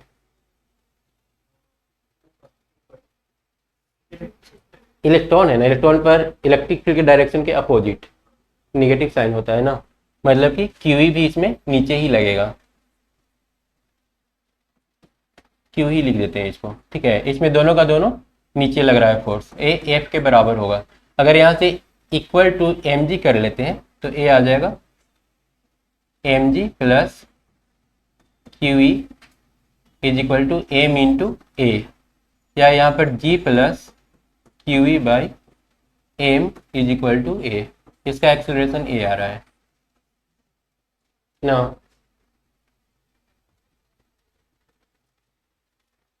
सेकेंड वाला में फोर्स किधर लगेगा, mg तो नीचे ही लगेगा, नहीं ये प्रोटॉन है, ये प्रोटॉन हो गया ना, पॉजिटिव चार्ज, एक इलेक्ट्रॉन है दूसरा प्रोटॉन, नीचे ही लगेगा, plus qe is equal to ma, यहाँ पर लिखेंगे g plus qe by m is equal to a। दोनों में एक्सीलरेशन निकल गया। अब गेस कर सकते हैं दोनों में एक्सीलरेशन में बड़ा कौन होगा। सर नीचे ऊपर वाला क्यों? क्योंकि यहाँ पर जो मास है ना, ये मास ऑफ इलेक्ट्रॉन है और नीचे मास ऑफ प्रोटॉन है। इलेक्ट्रॉन का मास कम होता है तो ए वाला वैल्यू क्या हो जाएगा, ज़्यादा हो जाएगा। मतलब acceleration of electron is greater than acceleration of proton, ठीक है। और टाइम का जो रिलेशन है उल्टा है, तो हम लोग यहाँ पर बस साइन चेंज कर लेते हैं, time of electron less than time of proton. Answer कौन सा हो जाएगा, स्मॉलर। ये इसमें यूज करना था। मतलब F बराबर की भी ठीक से लगाना आता है सबको कि नहीं, ये चेक कर रहा था, है ना। क्योंकि बस फोर्स का डायरेक्शन उल्टा करेंगे सॉल्व नहीं होगा क्वेश्चन।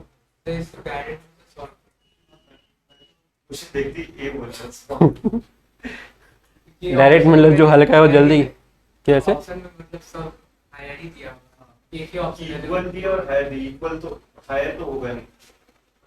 इक्वल वाला तो होगा नहीं। एक को 5 टाइम दिया है, एक 10 टाइम ग्रेटर दिया, लेकिन दोनों का दोनों ग्रेटर ही है ना। लेकिन एक कैसे पता चलेगा ग्रेटर और स्मॉलर बिना इस इक्वेशन के। मतलब इसमें वही कर रहे हैं कि mg को इग्नोर कर रहे हैं हम लोग, बाकी तो सारा कुछ वही करना पड़ रहा है ना। mg को इग्नोर कर सकते थे, लेकिन फाइनली ये सब तो हम लोग को करना ही पड़ता। फिर t और a के बीच रिलेशन तो लाना ही पड़ता कि एक्सेलरेशन ज़्यादा होने से क्या होगा, कम होने से क्या होगा। ये सिंपल एक्सेलरेशन जिसका ज़्यादा होगा उसको टाइम कम लगेगा, है ना। अब इसमें एक गेस करना होगा कि एक्सेलरेशन किसका कम होगा किसका ज़्यादा होगा। जिसका मास ज़्यादा होता है उसका एक्सेलरेशन ज़्यादा होता है, उल्टा होता है ना, इन्वर्सली प्रोपोर्शनल आ रहा है। मतलब मास जिसका कम होगा उसका एक्सेलरेशन ज़्यादा होगा। तो एक करना ही पड़ेगा, नहीं पता चलेगा ऐसे। अगर ऐसे सिंपल रहता ना कि जिसका मास ज़्यादा है वो जल्दी तेज़ी से नीचे गिरेगा, तो उस केस में फिर हम लोग डायरेक्ट सोच सकते थे। लेकिन यहाँ तो इन्वर्स आ जा रहा है। ज़्यादा से ज़्यादा हम लोग इग्नोर करेंगे तो mg को इग्नोर कर सकते थे, बाकी सब कुछ करना ही पड़ेगा। इसमें दे रखा है toy car with charge q move on a frictionless horizontal plane surface under the influence of a uniform electric field E।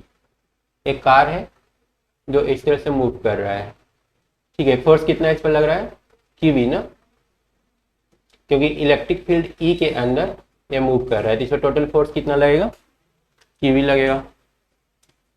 Due to the force qv its velocity increases from 0 to 6। यहाँ पर u कितना दे रखा है 0 और v कितना 6 इन 1 second. Time दे रखा है 1 second. At that instant the direction of field is reverse. अब बोल रहा है कि फील्ड का जो डायरेक्शन है ना वो उल्टा हो गया। क्या हो जाएगा, फोर्स का डायरेक्शन चेंज हो जाएगा, मतलब जो एक्सेलरेशन हो रहा था अब डिक्लेरेशन होना शुरू हो जाएगा। जो वेलोसिटी इसका बढ़ रहा था अब क्या होगा, घटना शुरू हो जाएगा। घटते घटते एक पॉइंट पर आकर के जीरो हो जाएगा। लेकिन जीरो कितना टाइम में होगा, 1 सेकेंड या 2 सेकेंड? 1 सेकेंड सेम ही है। 1 सेकेंड अगर यहाँ से यहाँ जाने में 1 सेकेंड लगा है ना, तो यहाँ से वापस आने में भी 1 ही सेकेंड लग जाएगा। लेकिन यहाँ पर बोल रहा है ना, car continue to move for 2 more second, 2 second तक मूव किया है। तो इसका मतलब यहाँ पर जीरो हो गया होगा, अब ये वापस से रिटर्न जाने लगा होगा और फिर 1 सेकेंड में यहाँ तक पहुँच गया होगा रिवर्स में। अब फिर से इसका यहाँ पर वेलोसिटी कितना हो गया होगा, 6, और यहाँ पर 0। 1 सेकेंड इसमें भी लगा होगा इसको। 3 सेकेंड का पूरा डेटा मिल गया। अब आगे पूछ रहा है एवरेज वेलोसिटी क्या होगा। एवरेज वेलोसिटी निकालने के लिए हम लोग क्या करेंगे, total displacement by total time. Total displacement तो यही हो रहा है, ये तो मतलब कैंसिल ही हो जाएगा ऊपर और नीचे वाला। पहले यहाँ से यहाँ एस बराबर UT plus half at square कर देते हैं। हाफ ए का वैल्यू कितना होगा,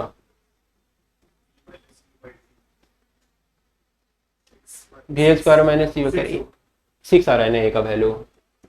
ये 0 प्लस हाफ, ए का वैल्यू 6, टी का वैल्यू 1, कितना आ गया 3। तो सब में इसमें भी 3 लगेगा, इसमें भी 3, इसमें भी 3। तो जो एवरेज हम लोग का वेलोसिटी आ रहा है, average velocity is equal to 3 by total time कितना लगा है, 3 सेकेंड। 3 ना, टोटल टाइम लेना पड़ेगा ना। और एवरेज स्पीड, टोटल डिस्टेंस 9, 1 और 3 ना, ये वाला हो जाएगा। ठीक है, यहाँ पर कंफ्यूजन यही हो सकता था कि सेकंड वाला पार्ट ए वाला ठीक से सब करता है कि नहीं करता है। हो सकता है कि लोग ले लेते 2 सेकंड इसी में, हाँ वो दिमाग में लाना होगा कि हो सकता है कि बीच में ही रुक गया होगा। या तो ऐसे भी सोच सकते हैं कि वो गाड़ी बस वहीं पे खड़ी होगी, रिवर्स हो जाए। ये सोचते हैं। हाँ ये भी सोच सकता है कि रिवर्स ना हो, वहाँ पर फाइनल 0 कर दें 2 सेकंड में। ठीक है ना, इसको सेव कर लेना, नोट करना है। नेक्स्ट क्वेश्चन दिया है, ए particle of mass m and charge q is placed at rest in A uniform electric field E। Uniform electric field E में एक तो चार्ज a में मास का इस तरह से रखा हुआ है। इनिशियल u क्या होगा, इसका 0 होगा। फोर्स कितना लग रहा होगा, QE, मतलब एक्सेलरेशन होगा QE बाई m ना। ये डिस्टेंस कितना कवर किया है, y ना, y डिस्टेंस कवर किया है।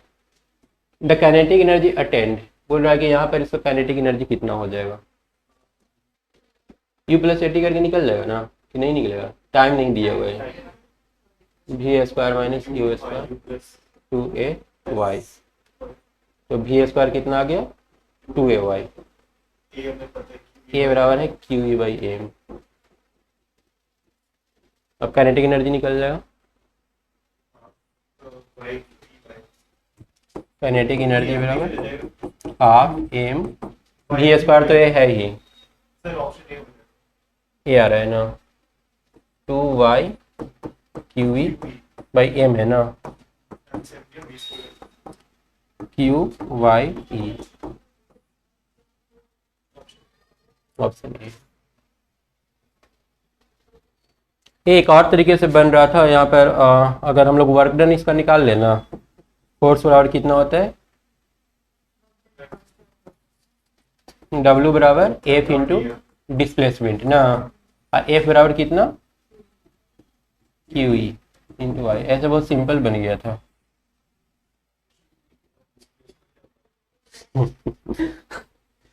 दिमाग में आने का होता है ना।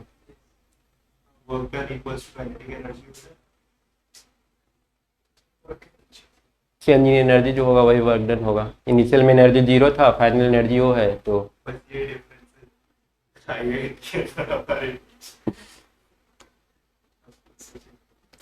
वैसा नहीं है, एक तो मतलब पहेली टाइप का होता है, जाने का बहुत सारा रास्ता है, अब गलती से कौन कौन सा रास्ता पकड़ लिया ये बोला नहीं जा सकता। ऐसा नहीं है किसी का मार्क्स कम आया तो पढ़ने में वीक है, बस एट द टाइम उस समय उसके दिमाग में ये चीज़ नहीं है। वर्क एनर्जी थ्योरम से वेलोसिटी कैसे निकलेगा? हाँ तो ये मतलब फिर वही हाफ एम बी एस पर करना होगा ना, इक्वल टू, लेकिन इससे भी वेलोसिटी निकाल सकते हैं, लेकिन फिर वेलोसिटी निकालेंगे किस लिए, वो तो निकालना है नहीं। कोई क्वेश्चन दिया हो तो तब हाँ कर सकते हाँ वो निकालते हैं हम लोग उस तरह से। और इस टाइप का एक क्वेश्चन पूछा है, हम दिखाएंगे अगला वाला कैपेसिटर वाला जो चैप्टर है ना, उसमें पूछा है जो वर्क एनर्जी थ्योरी से सॉल्व होता है। हैं। और भी तो मोमेंटम का कंजर्व करके तब भी हम बना सकते हैं। और क्वेश्चन हमको याद नहीं आ रहा है, कुछ उस टाइप से ही दिया हुआ था, यहाँ से छोड़ा गया है फाइनल, याद नहीं है वो क्वेश्चन हम लोग करेंगे ठीक है ना। और वो बनता है इसी थ्योरी से, मतलब वो बनता है एनर्जी कंजर्वेशन वाला से। उसका इसका तो मतलब एक और तरीका था है कि इसको यूज करके बन जा रहा है, वो इस टाइप से बनेगा भी नहीं वो वाला, जो एक और है आगे दिया हुआ। एक्चुअली ये जो एग्जाम है ना पूरा प्रेजेंस ऑफ माइंड होता है, मतलब लास्ट 20% का हम बात करें ना, लास्ट 20% का स्टूडेंट, हमको लगता है सबका लगभग लगभग ऐसा नहीं, कोई वीक नहीं होता है, लेकिन उसमें सिलेक्शन मात्र 3 से 4% का होता है। वही प्रेजेंस ऑफ माइंड, वहाँ पर उसके दिमाग में अभी क्या आया, क्योंकि एक क्वेश्चन को सोल्व करने का 4 5 6 तरीका है ठीक है। अब कौन तरीका से वो घुस गया अंदर, अब होता है ना वो एक तो पहली वाला वो रहता था ना, वो इस टाइप से बहुत सारा बना हुआ रहता था, अब बाहर निकलना रहता है उसमें से, नहीं एक तो पजल टाइप का और रहता है। तो वही है कि मतलब एक आदमी यहाँ से घुसेगा तो सब सेम रास्ता से, लेकिन कौन किस में अंदर जा करके मूव कर गया एक कहना मुश्किल है ना। सब यहीं से मूव कर घुस रहा है। हाँ वही होता है, किसी का तुक्का लग गया वो एक ही बार में बाहर निकल गया और कोई फंसा हुआ है बीच में, तो वही होता है एग्जाम। 100 में से सिलेक्शन होता है 2 या 3 का, लेकिन 100 में 20 जो होता है ना वो लगभग लगभग इक्वल टैलेंट होता है, सबका लगभग इक्वल पढ़ाई रहता है, तो वही लक बोलते हैं। हालांकि ये जो 20% रहता है ना वो कभी फेल नहीं होता है, जिस फील्ड में जाएगा ना वो लोग सक्सेस होना ही होना है उसको, क्योंकि वो टॉप 20% जो होता है ना एक्चुअल में वो मेहनती होता है। तुम कोई भी काम उससे करवा लो वो अच्छा से ही करेगा, और अच्छा से करेगा तो सक्सेस होना ही है, कोई भी फील्ड में काम कर लो। इसमें दे रखा है the given figure give electric line of force due to 2 charges Q1 and Q2, यहाँ पर 2 चार्ज Q1 और Q2 है। पूछ रहा है कि इसमें से सही कौन सा होगा, व्हाट आर द साइन। ये बहुत सिंपल था ना, पॉजिटिव चार्ज से इलेक्ट्रिक फील्ड क्या होता है, हमेशा बाहर निकलता है, और नेगेटिव चार्ज से हमेशा अंदर। तो दोनों में यहाँ पर अंदर ही जा रहा है, मतलब दोनों का दोनों क्या है, निगेटिव है, तो आंसर सी। इलेक्ट्रिक फ्लक्स इसका डिफिनेशन क्या होता है, नहीं डिफिनेशन, एक पर्टिकुलर एरिया में कितना इलेक्ट्रिक फील्ड निकल रहा है, इलेक्ट्रिक फील्ड लाइन परपेंडिकुलर कितना निकल रहा है ना, परपेंडिकुलर कितना इलेक्ट्रिक फील्ड लाइन निकल रहा है उसी को हम लोग इलेक्ट्रिक फ्लक्स बोलते हैं ठीक है। I बराबर क्या हो जाता है, Q/ε0। जब ये डिफिनेशन दिया ना, ये मतलब total number of electric field line passing normally किसी क्लोज सरफेस से, तो फिर उससे पूछा गया कि गिनेगा कौन कितना इलेक्ट्रिक फील्ड लाइन बाहर निकल रहा है, तो उसको गिनने को बोला, गिनने की जरूरत नहीं है, बस ये फार्मूला अप्लाई कर देना है ना। तो एक तो ए हम लोग यूज करते हैं, या फिर दूसरा E इंटू एस यूज करते हैं ना। एस क्या हो जाएगा, इलेक्ट्रिक फील्ड लाइन और जितना सरफेस एरिया है। डॉट क्यों देते हैं, डॉट देने के पीछे रीजन अभी बताते हैं। जैसे डिफिनेशन जो है ना बोला कि परपेंडिकुलर कितना निकल रहा है उसको सिर्फ काउंट करना है। अब यहाँ पर है, यहाँ पर एंगल थीटा दे रखा है, ये सब परपेंडिकुलर तो बाहर नहीं निकल रहा है, हम लोग क्या करेंगे, इस ई को 2 कंपोनेंट में ब्रेक कर लेंगे। ई ऊपर वाला क्या आ जाएगा, नीचे ई cos थीटा आ रहा है ना, और ऊपर में ई sin थीटा। अब परपेंडिकुलर कौन पार कर रहा है, ये वाला, तो इसीलिए हम लोग एस इंटू या फिर एरिया इंटू ई cos थीटा लिखते हैं, तो ये ऑटोमेटिक ए डॉट ई हो जाता है ना। तो हम लोग 2 फार्मूला यूज करते हैं, एक तो ई डॉट एस और एक तो Q/ε0। अब इसमें कौन सा ऑप्शन होगा,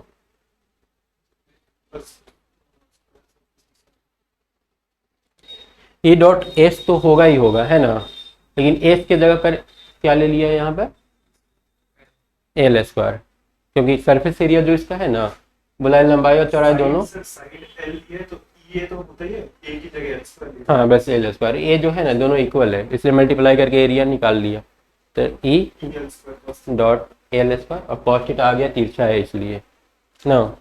ठीक है सिंपल था।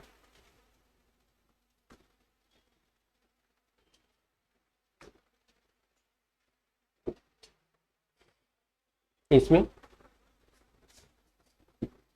प्लस वाला जो भी क्वेश्चन रहेगा आसान ही रहेगा। टोटल इलेक्ट्रिक फ्लक्स निकालना है, इसमें क्या है लेंथ इसका एल है ना, ए वाला एल है और ए वाला कितना हो जाएगा L/2। ऊपर से तो निकल ही नहीं रहा है ना, ऊपर में तो इलेक्ट्रिक फील्ड पास हो नहीं रहा है, लोअर हाफ में पास हो रहा है।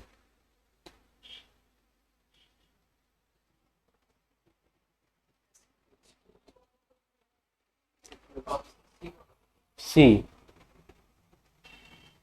फार्मूला तो वही लगाएंगे ना, ई इंटू एरिया। और ई वैसे भी परपेंडिकुलर ही है। ई इंटू हाँ परपेंडिकुलर तो है तो कॉस थीटा लगाने की जरूरत है नहीं, और एरिया जब लिखेंगे तो लंबाई इंटू चौड़ाई, एल इंटू L/2, ये लंबाई हो गया और ये इसका चौड़ाई हो गया। ऊपर पास ही नहीं रहा तो एक नहीं काउंट करेंगे, ऐसे ही दे रखा है, तो EL²/2 सी आ गया। क्वेश्चन पहले समझ लेते हैं क्या दिया है उसके बाद ट्राई करते हैं। 3 point charge plus Q minus 2q और plus Q are placed eight x0 y(a) z0। अच्छा z0 यहाँ तीनों में दिया है तो z को हटा ही देते हैं, ठीक है ना, सिर्फ x y मान के चलते हैं। x0 y(a), ये x हो गया, ये वाला y हो गया, ये x हो गया। पहला वाला कहाँ रखा हुआ है y बराबर a पर, यहाँ पर प्लस क्यू रखा हुआ है। फिर दूसरा ओरिजिन पर माइनस 2q रखा हुआ है। तीसरा x बराबर a पर ना, यहाँ पर प्लस क्यू ना, ठीक है। सब बहुत इजी है, माइनस क्यू तोड़ो, एक इधर आएगा डाइपोल, एक इधर आएगा डाइपोल।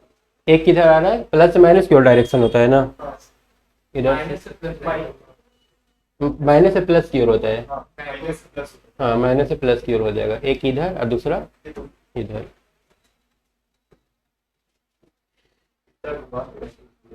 एक इधर है और दूसरा इधर है।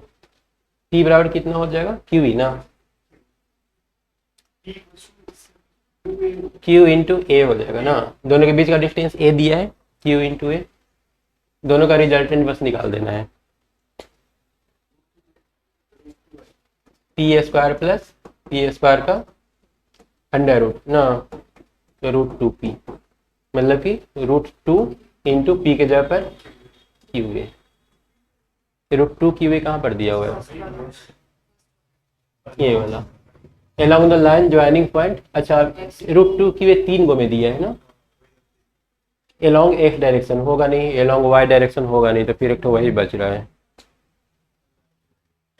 ऐसे ए जो दिया है ना, x बराबर 0, y बराबर 0, z बराबर 0, मतलब एक पॉइंट ए सही है वो x पॉइंट और दूसरा ए मतलब कि ए वाला ना, तो ये वाला सही हो गया। इसमें क्या दे रखा है, a point charge q lie on perpendicular bisector of an electric dipole. एक डाइपोल ले लेते हैं, प्लस q और माइनस q, और बोल रहा है q पॉइंट q, यहाँ पर कोई चार्ज नहीं है, कोई पॉइंट है q, ठीक है, ये कोई पॉइंट है, इसको चार्ज नहीं मानना है। Point q lie on the perpendicular bisector यहाँ पर of an electric dipole of dipole moment p, ठीक है। If the distance of q from dipole is r, ये डिस्टेंस कितना दे रखा है, r दे रखा है। Then electric field at q, यहाँ पर बोल रहा है इलेक्ट्रिक फील्ड का जो वैल्यू होगा वो क्या होगा, मतलब वही डाइपोल वाला पूरा। ज्यादा बड़ा दिया है तो उसको पॉइंट चार्ज, डाइपोल में एक्चुअली डिस्टेंस बहुत कम ही होता है हमेशा, ये वाला डिस्टेंस और ए वाला हमेशा बहुत ज़्यादा होता है इसके कंपेयर में। ये जो है ना, ये लेंथ हम लोग 2D मान लेते हैं, है ना, इजी करने के लिए। तो ए वाला यहाँ से यहाँ तक D और यहाँ से यहाँ तक D, हाँ वही इक्टोरियल वाला पूरा केस। अब वही हम लोग को उसके लिए याद करने की जरूरत नहीं है, पता नहीं याद रहेगा कि नहीं रहेगा, हम लोग जो नॉर्मल थ्योरी जानते हैं सॉल्व कर लेंगे। एक इलेक्ट्रिक फील्ड इधर दूसरा इलेक्ट्रिक फील्ड इधर, तो इनका रिजल्टेंट हम लोग को निकालना पड़ेगा ना। कितना हो जाएगा, पहला अगर इलेक्ट्रिक फील्ड E1 निकालेंगे, E1 बराबर के क्यू बाई आर स्क्वायर ना। E2 वो भी सेम ही आएगा, बस डायरेक्शन का फर्क है, के क्यू बाई आर स्क्वायर, मतलब E1 और E2 दोनों इक्वल ही रहेगा क्योंकि दोनों का डिस्टेंस कितना है, x ले लेना, ए वाला x ले लेते हैं। हाँ, अभी के लिए क्या किए, दोनों को हम लोग x एज्यूम कर लेते हैं। अब यहाँ पर जो इलेक्ट्रिक फील्ड होगा, अगर यहाँ पर ये एंगल थीटा एज्यूम कर ले तो नीचे ई कॉस थीटा होगा ना, ई कॉस थीटा, और ऊपर में ई साइन थीटा। इस डायरेक्शन में ए वाला एंगल थीटा है, ए भी एंगल थीटा ही रहेगा, ठीक है ना, दोनों सेम एंगल रहेगा। ए वाला थीटा है तो फिर ए वाला भी थीटा ही हो जाएगा ना। तो इसको जब ब्रेक करेंगे तो ऊपर में ई कॉस थीटा और नीचे में ई साइन थीटा,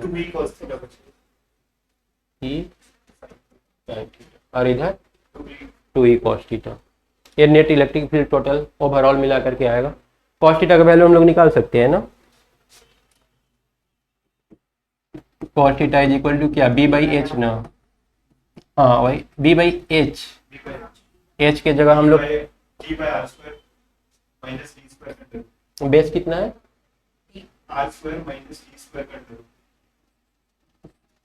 अंडर रूट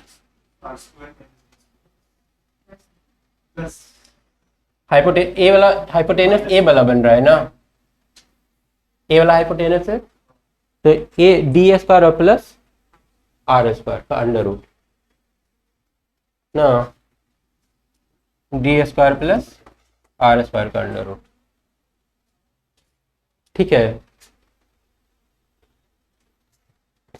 अब हम लोग ई टोटल अगर हम लोग निकाल लें, 2 इंटू ई के जगह पर क्या था, के क्यू बाई एक्स स्क्वायर की जगह पर कितना आ जाएगा, D square plus R square आएगा, और into D by under root D square plus R square. ये हम लोग का टोटल वैल्यू आ रहा है 2 K Q D divided by D square plus R square के पावर कितना, इसका पावर 1 है, इसका पावर हाफ है, 3/2 ना, 3/2। अब इसमें कौन बहुत ज़्यादा छोटा है, डी ना, डी वो डाइपोल के बीच का जो लेंथ रहता है ना वो बहुत कम रहता है, ऐसे इसमें लिख भी दिया है ना, इसको इग्नोर कर देंगे, बच जाएगा 2 K Q D divided by D square खत्म आर क्यू, हाँ आर क्यू। अब हम लोग P किसको बोलते हैं, P बोलते हैं 2D इंटू क्यू को, इन दोनों के बीच का डिस्टेंस इंटू चार्ज को P बोलते हैं। तो ये बच जाएगा कितना, 2P by R Q, proportional to D वाला ना, P ऊपर R के पावर -3। अब ऐसा ऐसा टोटल 6 फार्मूला है, कितना हम लोग याद रखेंगे, है ना। ये जो डाइपोल वाला है एनीवेयर, हाँ, एक तो एक्सिस वाला और एक तो इक्वेटोरियल वाला, एक तो एनीवेयर वाला, 3 गो हो गया। तो 3 गो हो गया इलेक्ट्रिक फील्ड के लिए, और फिर 3 गो हो जाएगा पोटेंशियल के लिए, 6 गो। अब एक क्वेश्चन बीच में पूछेगा कि नहीं पूछेगा, 6 फार्मूला हम लोग को याद रखना पड़ेगा, तो इग्नोर ही कर देते हैं, याद ही नहीं रखेंगे। अगर क्वेश्चन सॉल्व करते करते याद हो गया तो अलग बात है। ज़्यादा समय तो नहीं लगा है, और तो हम समझा रहे हैं तब, नहीं तो जो सॉल्व करने वाला होगा स्टार्टिंग में इसको खत्म कर देगा, जो इग्नोर करना है डी वाला। जो याद हो जाए ठीक है, हम बोल रहे हैं कि मतलब अलग से टाइम देके याद नहीं करना है, क्वेश्चन सॉल्व करते करते अगर याद हो गया तो ठीक है। क्वेश्चन सॉल्व करते करते बहुत सारा याद हो जाता है। हाँ नहीं, बहुत कोई होता है कि मतलब ये सारा फार्मूला याद कर लेना है, तो ऐसे करने की जरूरत ही नहीं है। हाँ, क्वेश्चन सॉल्व करते करते हो गया तो ठीक है, नहीं हुआ तो भी जाओ, कोई मतलब नहीं है। हाँ, अगर हम देखें ना तो पूरा अभी तक में अगर 25 साल का लेकर के चले ना PYQ, सिर्फ 2 बार ऐसा हुआ है कि डायरेक्ट क्वेश्चन दिया है, एक तो ए वाला और एक हाफ रिंग वाला डायरेक्ट दिया है। और बाकी कहीं कहीं पर वैसा मिलता ही नहीं है। और कितना सारा है, मतलब उस टाइप का अगर फार्मूला देखें ना, भरा पड़ा है 2 चैप्टर में। N electric dipole is placed at angle 30 degree with an electric field intensity इतना। इलेक्ट्रिक फील्ड इंटेंसिटी दिया है, ए डायपोल इज प्लेस्ड, मतलब इलेक्ट्रिक फील्ड का वैल्यू दे रखा है कितना, 2 इंटू 10⁵ ना, ए ई का वैल्यू। तो ये टॉर्क का पूछ रहे हैं, टॉर्क पूछ रहा है, ये डायपोल हो गया ना, लेंथ पूछ रहे हैं, डायपोल पूछ रहे हैं, ये पूछ रहे विथ इलेक्ट्रिक फील्ड इंटेंसिटी इतना, an electric dipole placed at angle 30 degree, ठीक है। It experience a torque 4 newton. हैं। The charge on the dipole if the dipole length is 2 centimetre. Torque कितना होता है, पी साइन थीटा। टॉर्क बराबर P sine theta, और P बराबर क्या होता है, क्यू इंटू डी ना, Q into D into electric field का वैल्यू कितना दे दिया है, 2 इंटू 10⁵। साइन 30 डिग्री का वैल्यू 1/2 ना। टॉर्क कितना दिया है, 4 न्यूटन। क्यू का भी वैल्यू दे दिया है क्या, डी दे दिया है ना, लेंथ इज 2 सेंटीमीटर। कितना 2 ना, न्यूटन मीटर है ना यहाँ पर, मीटर में ही कन्वर्ट कर लेते हैं। सेंटीमीटर हम्म। दोनों में यहाँ पर मीटर है तो इसको मीटर में कन्वर्ट कर लेंगे। मीटर में कन्वर्ट करेंगे तो कितना हो जाएगा, 2/100 ना, यही ना। अब निकाल लेंगे कितना आ रहा है क्यू का वैल्यू, मतलब कि 4 इक्वल टू आ रहा है क्यू इंटू 10⁵ में से 2 खत्म, 3, क्यू बराबर आ गया 4/1000 ना।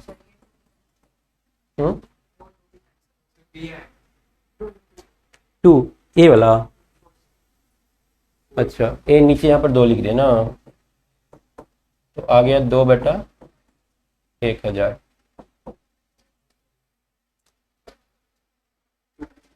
इतना कूलम्ब आ रहा है, 2 to the power -10⁻³ 2 आ जाएगा।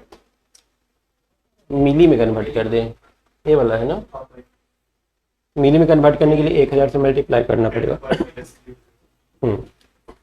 2 मिली कूलम्ब, एक्चुअली इतना 1 कूलम्ब आ रहा था, मिली कूलम्ब में कन्वर्ट करेंगे तो 2 आ जाएगा। कोई ऊपर ले जाएंगे तो -3 कोई मिली, हाँ वो भी करेंगे तो हो जाएगा, ठीक है। ये प्रूफ करना आता है किसी को, टॉर्क बराबर पी साइन थीटा, इतना है। अभी कर लेते हैं इसे। ये वाला डिस्टेंस कितना ले ले, 2D ले लेते हैं, ये वाला एंगल थीटा हो गया, और एक चार्ज यहाँ पे रखा हुआ है Q, और एक यहाँ पर, इसको पॉजिटिव और इसको निगेटिव ले लेते हैं। इस पर फोर्स इधर लगेगा QV, और इस पर फोर्स इस डायरेक्शन में ना, QV। टॉर्क क्या होता है, फोर्स इंटू परपेंडिकुलर डिस्टेंस, मतलब QV इंटू परपेंडिकुलर डिस्टेंस ये वाला होगा, ये वाला जो डिस्टेंस है एक्सिस से, मतलब कि ए वाला डिस्टेंस है ना। तो ए वाला तो लेंथ डी है ना, 2D का डी ए बचा ना, तो डी कॉस थीटा ए और डी साइन थीटा ए, तो हम लोग यहाँ पर डी साइन थीटा लिख देते हैं।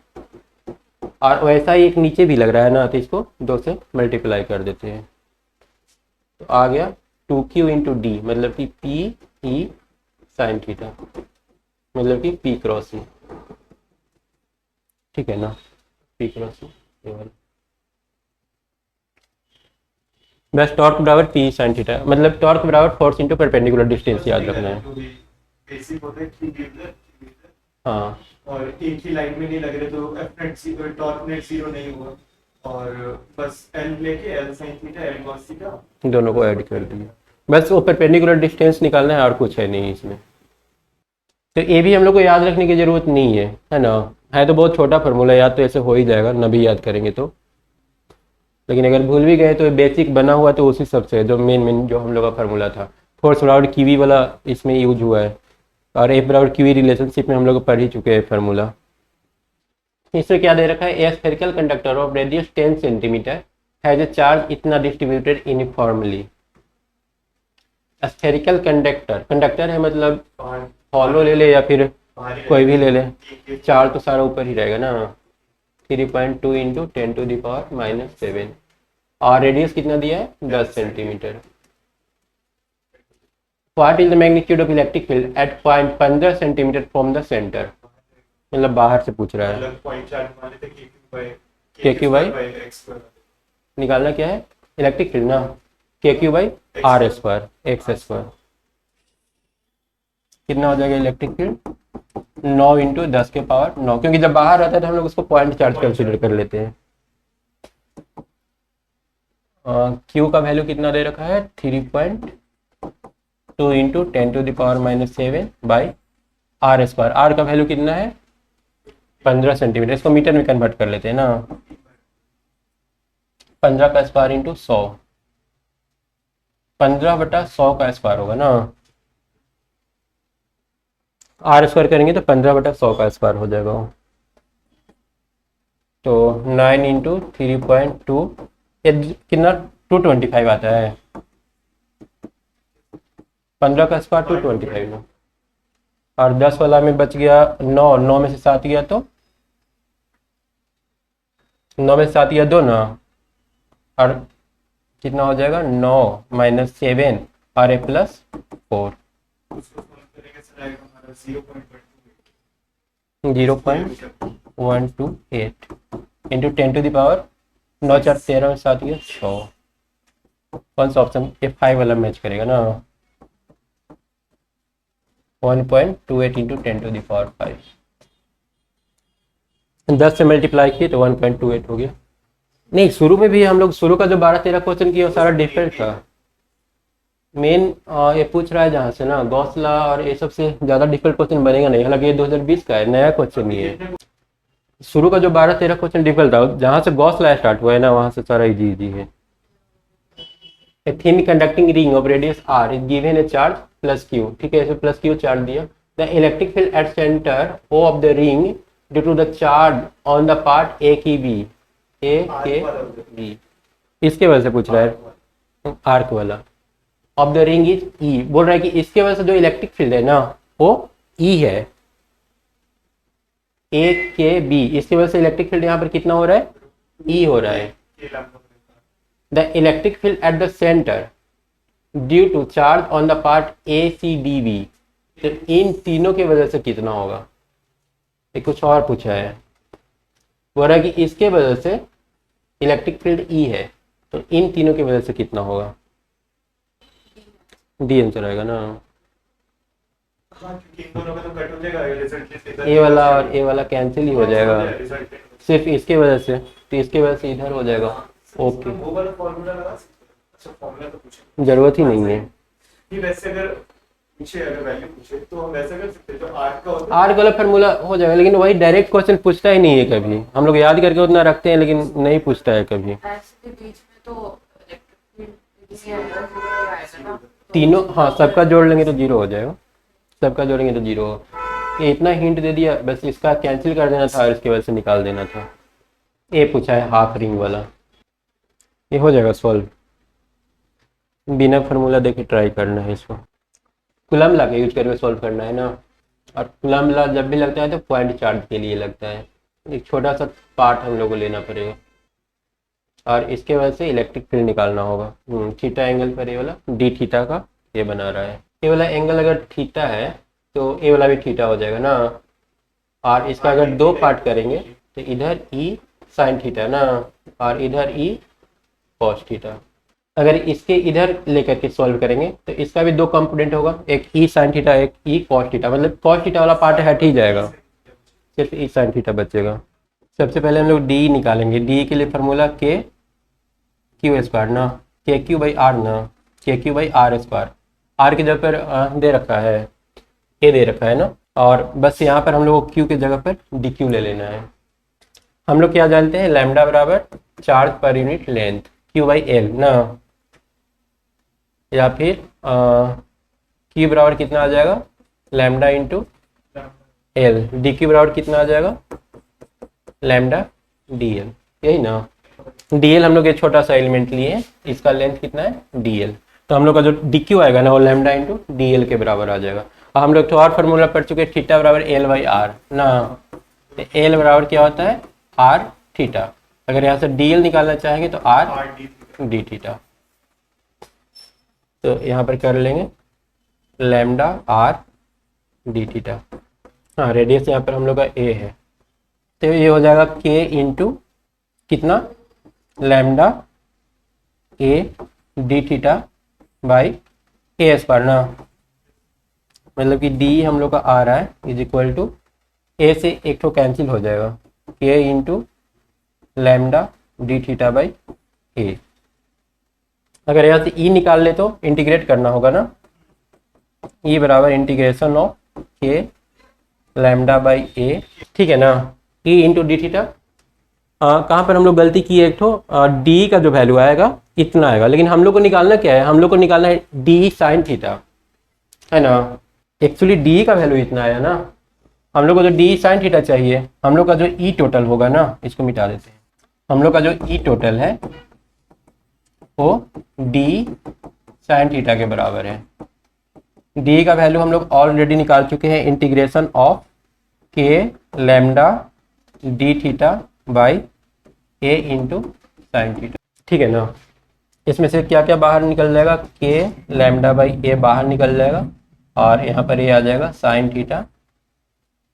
थीटा डी थीटा, या फिर इक्वल टू के लैम्डा बाई ए, साइन का क्या हो जाता है माइनस कॉस थीटा, कहाँ से कहाँ तक, जीरो से लेकर के पाई तक 180 डिग्री ना। अब इसको हम लोग सॉल्व कर लेंगे, इज इक्वल टू के लैम्डा बाई ए, एक बार पाई रखेंगे तो कितना आएगा, कॉस 180 डिग्री -1 और माइनस प्लस, क्या हो रहा है, ये वाला प्लस आ रहा है, 2k लैम्डा बाई ए आ रहा है ना, यही ना। अब 2k लैम्डा बाई ए का अगर हम लोग वैल्यू निकाल लें, 2k के जगह पर 1/4 pi epsilon naught lambda by A, तो आ गया lambda by 2 pi epsilon naught into A, ये वाला। इसमें दिक्कत कहीं पर कुछ नहीं है, बस ये छोटा छोटा चीज़ जो है ना, जो छोटा छोटा फार्मूला यूज करना पड़ रहा है ना, बस वो खाली ध्यान में रखना है, वो अगर ध्यान में रहा तो फिर वो सॉल्व हो जाएगा। हाँ, एलिमेंट कैसे लेना है, फिर इस डीएल को भी रिप्लेस करना है, क्योंकि थीटा के अनुसार वेरी कर रहा है, थीटा के टर्म में सब कुछ को लेकर के आना है।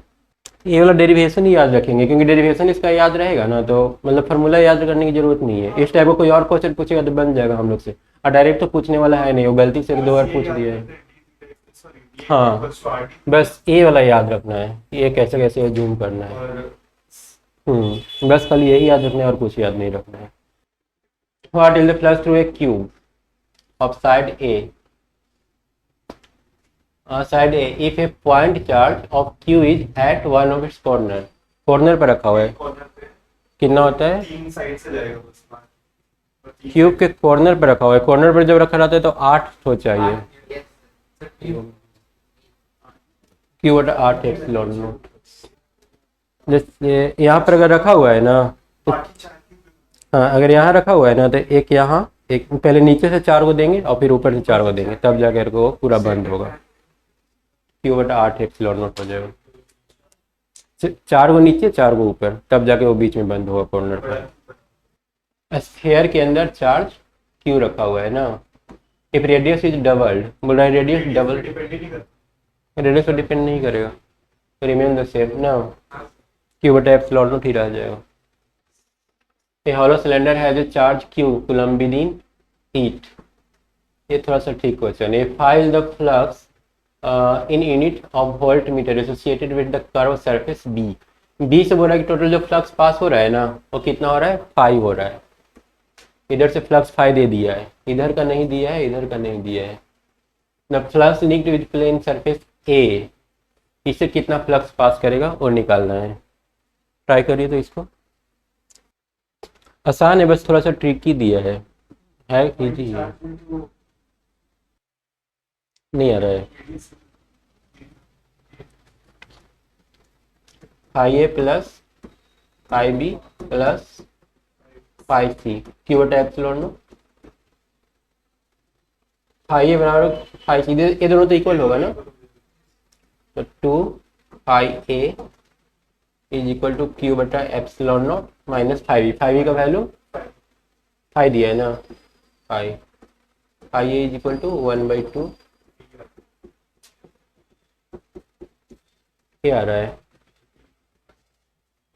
ना। ये नहीं सोचना सॉल्व कर काफी सिंपल था, बस थोड़ा सा ट्रिक यूज किया है। लगेगा कर्व और प्लेन सरफेस का हिसाब सबका अलग अलग एरिया, वो नहीं। एरिया लेने का जरूरत ही नहीं पड़ा है ना। इसका फ्लक्स अलग होगा, इसका अलग होगा ही ना। वो दोनों का अलग अलग हुआ तो अलग लिखा भी है। सरफेस ए से जो फ्लक्स पास होगा वो तो जीरो होगा। जीरो क्यों होगा, परपेंडिकुलर यहाँ से निकलेगा नहीं।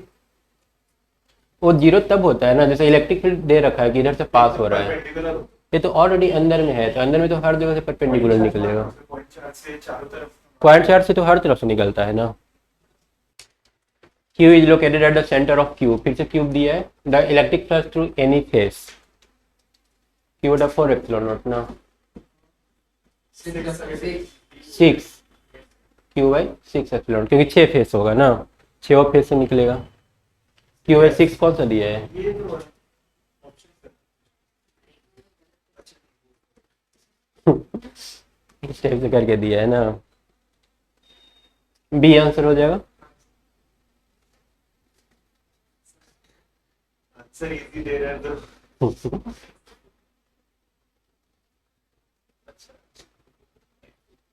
Q is placed at the center of Q,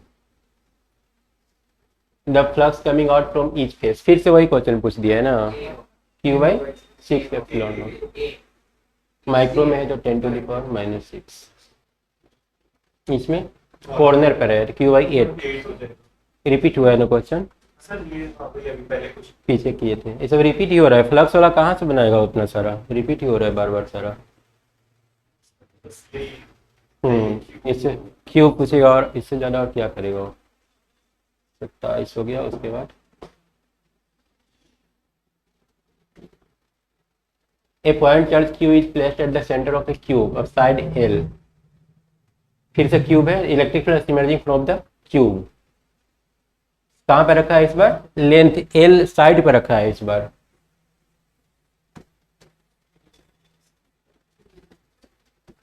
यहाँ पे रखा हुआ है, तो इसको बंद करने के लिए कितना सारा क्यूब चाहिए?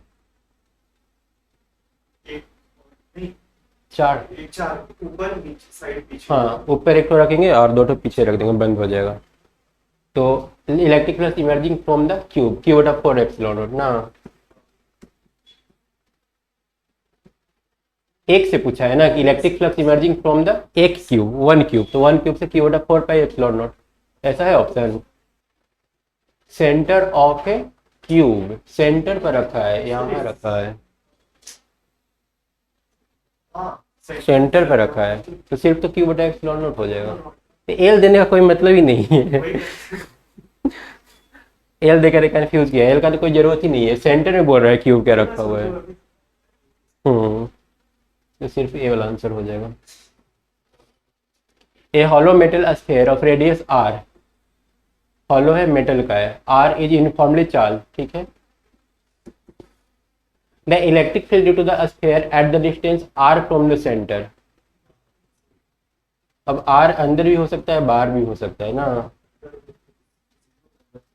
पूछा क्या, इलेक्ट्रिक फील्ड पूछा है, तो अंदर में तो इलेक्ट्रिक फील्ड 0 होता है ना। अगर हम इसका बनाएंगे ग्राफ, तो यहाँ तक तो 0 आएगा, फिर मैक्सिमम, फिर डिक्रीज करना शुरू कर देता है जैसे जैसे दूर जाएंगे। तो इसके अनुसार देख लेते हैं कौन सा होगा। Decrease as r increase from r less than r, मतलब बोल रहा है कि जैसे जैसे आगे, डिक्रीज वाला तो हटा ही देते हैं, हाँ 0 वाला में आ जाते हैं सीधे। 0 as r increase from r less than r, ठीक है। उसके बाद डिक्रीज, ये वाला सही है।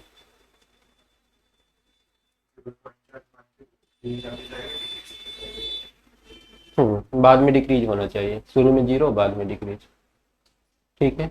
ये वाला ग्राफ याद रख लेना है सबका, ठीक है ना। ये तो सर इसे हम डायरेक्ट ऐसे बोल सकते हैं, अंदर तो 0 रहेगा और बाहर जितना दूर जाएंगे हम Decrease. पॉइंट चार्ज से दूर जाते रहेंगे, r डिस्टेंस बढ़ता हाँ जाएगा। हाँ, बाहर के लिए इसको पॉइंट चार्ज ही कंसिडर कर, कम होते जाएंगे। बाहर के लिए पॉइंट चार्ज ही कंसिडर कर लेते हैं। ये याद रखना होगा सबका, ये जो ग्राफ है जो बनता है ना, किसका किसका, एक हॉलो स्फीयर हो गया और एक सॉलिड स्फीयर हो गया, दोनों के लिए इलेक्ट्रिक फील्ड ऑफ पोटेंशियल का ग्राफ। और एक कंडक्टर के केस में, एक नॉन कंडक्टर के केस में।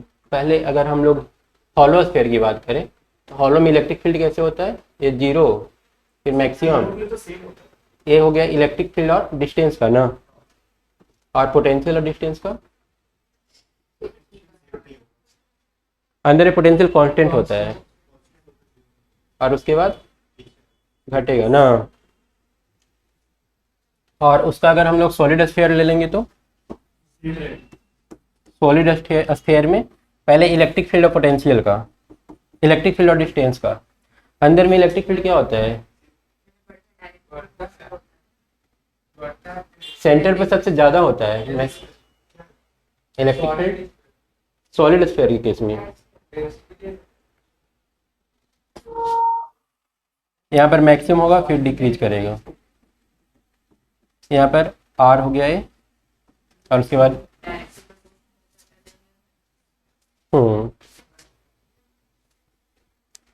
सेंटर पर मिनिमम होगा, सेंटर पर जीरो ही हो जाएगा ना, अंदर कोई चार्ज तो इनक्लोज होगा नहीं। सब तो चार्ज बाहर आ जाएगा ना कंडक्टिंग। वो कंडक्टर के केस में नॉन कंडक्टर है, हाँ नॉन कंडक्टर स्फीयर है। नॉन कंडक्टिंग स्फीयर में अगर सेंटर पर जाएंगे ना तो यहाँ पर चार्ज इनक्लोज होगा ही नहीं, गॉसियन सरफेस बनाएंगे तो इसलिए हम लोग मान के चलते हैं यहाँ में निग्लेजिबल इलेक्ट्रिक फील्ड। फिर जैसे जैसे बड़ा होगा ना वैसे वैसे चार्ज इनक्लोज ज़्यादा होगा गॉसियन सरफेस के अंदर, गॉसियन सरफेस लेके ही तो उसको प्रूफ करते हैं हम लोग। तो जैसे जैसे बढ़ेंगे ना चार्ज इनक्लोज बढ़ता जाएगा, इसलिए इलेक्ट्रिक फील्ड भी बढ़ेगा। यहाँ पर मैक्सिमम चार्ज इनक्लोज हो गया, मैक्सिमम इलेक्ट्रिक फील्ड, और उसके बाद फिर घटना शुरू हो जाएगा डिस्टेंस की वजह से। इधर जो बढ़ रहा था चार्ज की वजह से बढ़ रहा था अंदर में, और बाहर जो घट रहा है वो डिस्टेंस की वजह से घट रहा है। उसके बाद अगर इसका हम लोग पोटेंशियल देखेंगे तो सॉलिड स्फीयर का पोटेंशियल जीरो होता है, नॉन कंडक्टिंग सेंटर पर मैक्सिमम हो जाएगा। सेंटर पर मैक्सिमम क्यों हो रहा है, हम एक हॉलो स्फीयर का एग्जांपल लेते हैं। जब यहाँ पर पोटेंशियल निकालेंगे ना इसके वजह से भी होगा और इसके वजह से भी होगा, ठीक है। और अगर यहाँ पर निकालेंगे तो हालांकि यहाँ पर भी तो दोनों की वजह से हो ही जाएगा। सरफेस को अंदर में सबसे ज़्यादा पोटेंशियल होता है, मैक्सिमम इलेक्ट्रिक फील्ड वाला तो ये वाला है, इलेक्ट्रिक फील्ड और आर का पोटेंशियल का ऐसे हो जाता है, ये वाला इस टाइप का पोटेंशियल और डिस्टेंस, मतलब स्टार्टिंग में पोटेंशियल सबसे ज़्यादा होगा उसके बाद फिर घटना शुरू हो जाएगा। तो बस ये चार फिगर याद रखना है, ठीक है ना। और ये जब भी हम लोग सॉलिड स्फीयर की बात करते हैं ना तो ध्यान रखना है नॉन कंडक्टिंग ही होता है, कंडक्टिंग सॉलिड स्फीयर कभी नहीं पूछता है, क्योंकि कंडक्टिंग सॉलिड स्फीयर पूछेगा तो फिर वो हॉलो स्फीयर बन जाएगा। ठीक है आगे बढ़ जाते हैं ना। Two parallel infinite line charge, दो ठो लाइन चार्ज है with linear charge density plus lambda और minus lambda are placed at a distance of 2r। दोनों के बीच का डिस्टेंस कितना है 2r है। अभी जो कैपेसिटर वाला हम लोग प्रूफ किए थे ना वही वाला दिया है।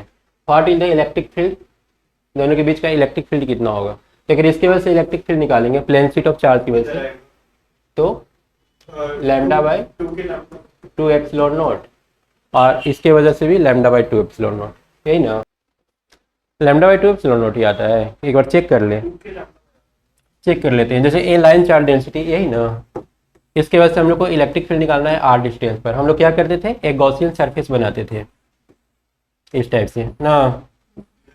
गॉसियन सरफेस बनाने के बाद हम लोग जानते हैं E D S, E into D S बराबर charge enclosed by epsilon naught, ठीक है। ई इंटू डी एस इसका कितना हो जाएगा surface area 2 pi r into l. अगर मान लेते हैं कि इसका लेंथ एल है तो ये 2 पाई आर इंटू एल। और चार्ज बराबर कितना होता है लैम्डा इंटू एल, क्यू बराबर लैम्डा एल ना, लैम्डा बराबर चार्ज पर यूनिट लेंथ, तो क्यू बराबर लैम्डा एल बटा एप्सिलॉन नॉट। यहाँ से क्या कैंसिल हो जाएगा एल एल कैंसिल, तो इलेक्ट्रिक फील्ड कितना आ गया लैम्डा बटा 2 pi r into epsilon naught. यही बस यूज करना है हम लोग को। ये आता है उसके केस में प्लेन शीट वाला, ये हटा देते हैं। लाइन के लिए हम लोग क्या यूज करना है लैम्डा बटा 2 pi r into epsilon not. और ऐसा दो है पॉजिटिव, अगर इसको पॉजिटिव मान के चलें तो इलेक्ट्रिक फील्ड इस डायरेक्शन में और ये निगेटिव है तो इसके वजह से भी इलेक्ट्रिक फील्ड इसी डायरेक्शन में। तो बस हम लोग को दोनों को क्या करना है ऐड कर देना है, तो लैम्डा बटा 2 pi r into epsilon not. कितना आ गया, लैम्डा बाई कितना आ जाएगा, पाई आर एप्सिलॉन नॉट, यही ना, lambda by pi r epsilon naught कहाँ पर दिया है, डी। ठीक है, मतलब अगर हम लोग को फार्मूला ना भी याद है तो भी 1 मिनट में 2 मिनट में सॉल्व कर ही लिए हम लोग, इतना तो टाइम रहता ही है। फार्मूला बहुत दिन तक फिर याद करते रहना पड़ेगा, पता नहीं याद होगा कि नहीं होगा। हाँ सिंपल, वही गॉस लॉ सिंपल यूज कर लिए, तुरंत 1 मिनट में तो निकल जाता है। नेक्स्ट क्या दिया है, the electric field at a distance इतना from the centre of a charge conducting spherical shell, क्या हो जाएगा इसका आंसर,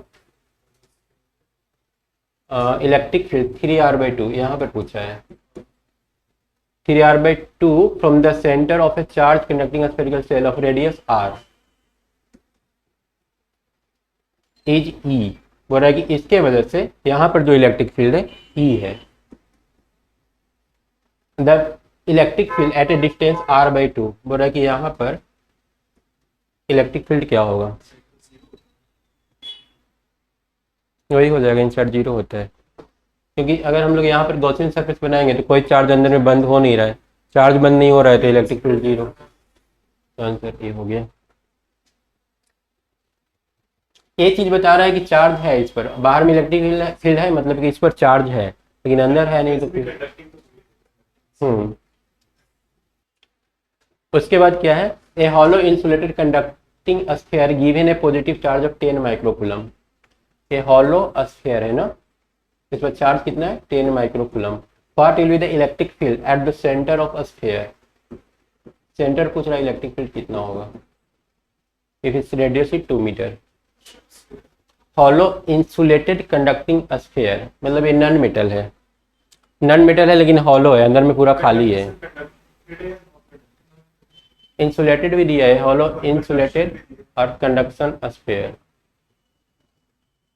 इंसुलेटेड मतलब फिर ये हो जाएगा कि अंदर में कॉपर वायर है और बाहर में ऊपर से प्लास्टिक का वायर लगाया हुआ है, बाहर से कवर कर दिया है इसको, अंदर वाला पार्ट को कंडक्टिंग, ये वाला को नॉन कंडक्टिंग। हालांकि ये सबसे कोई फर्क नहीं पड़ेगा, अंदर में इलेक्ट्रिक फील्ड निकालने के लिए बोला है, गॉसियन सरफेस अगर हम बनाएंगे तो कोई चार्ज बंद होगा नहीं, बंद नहीं होगा तो फिर 0 ही हो जाएगा।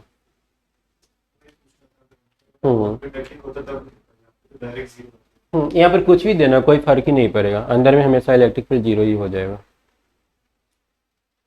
इलेक्ट्रिक फील्ड निकालने के लिए क्या करते थे यहाँ पर, E dot ds q enclosed by epsilon not.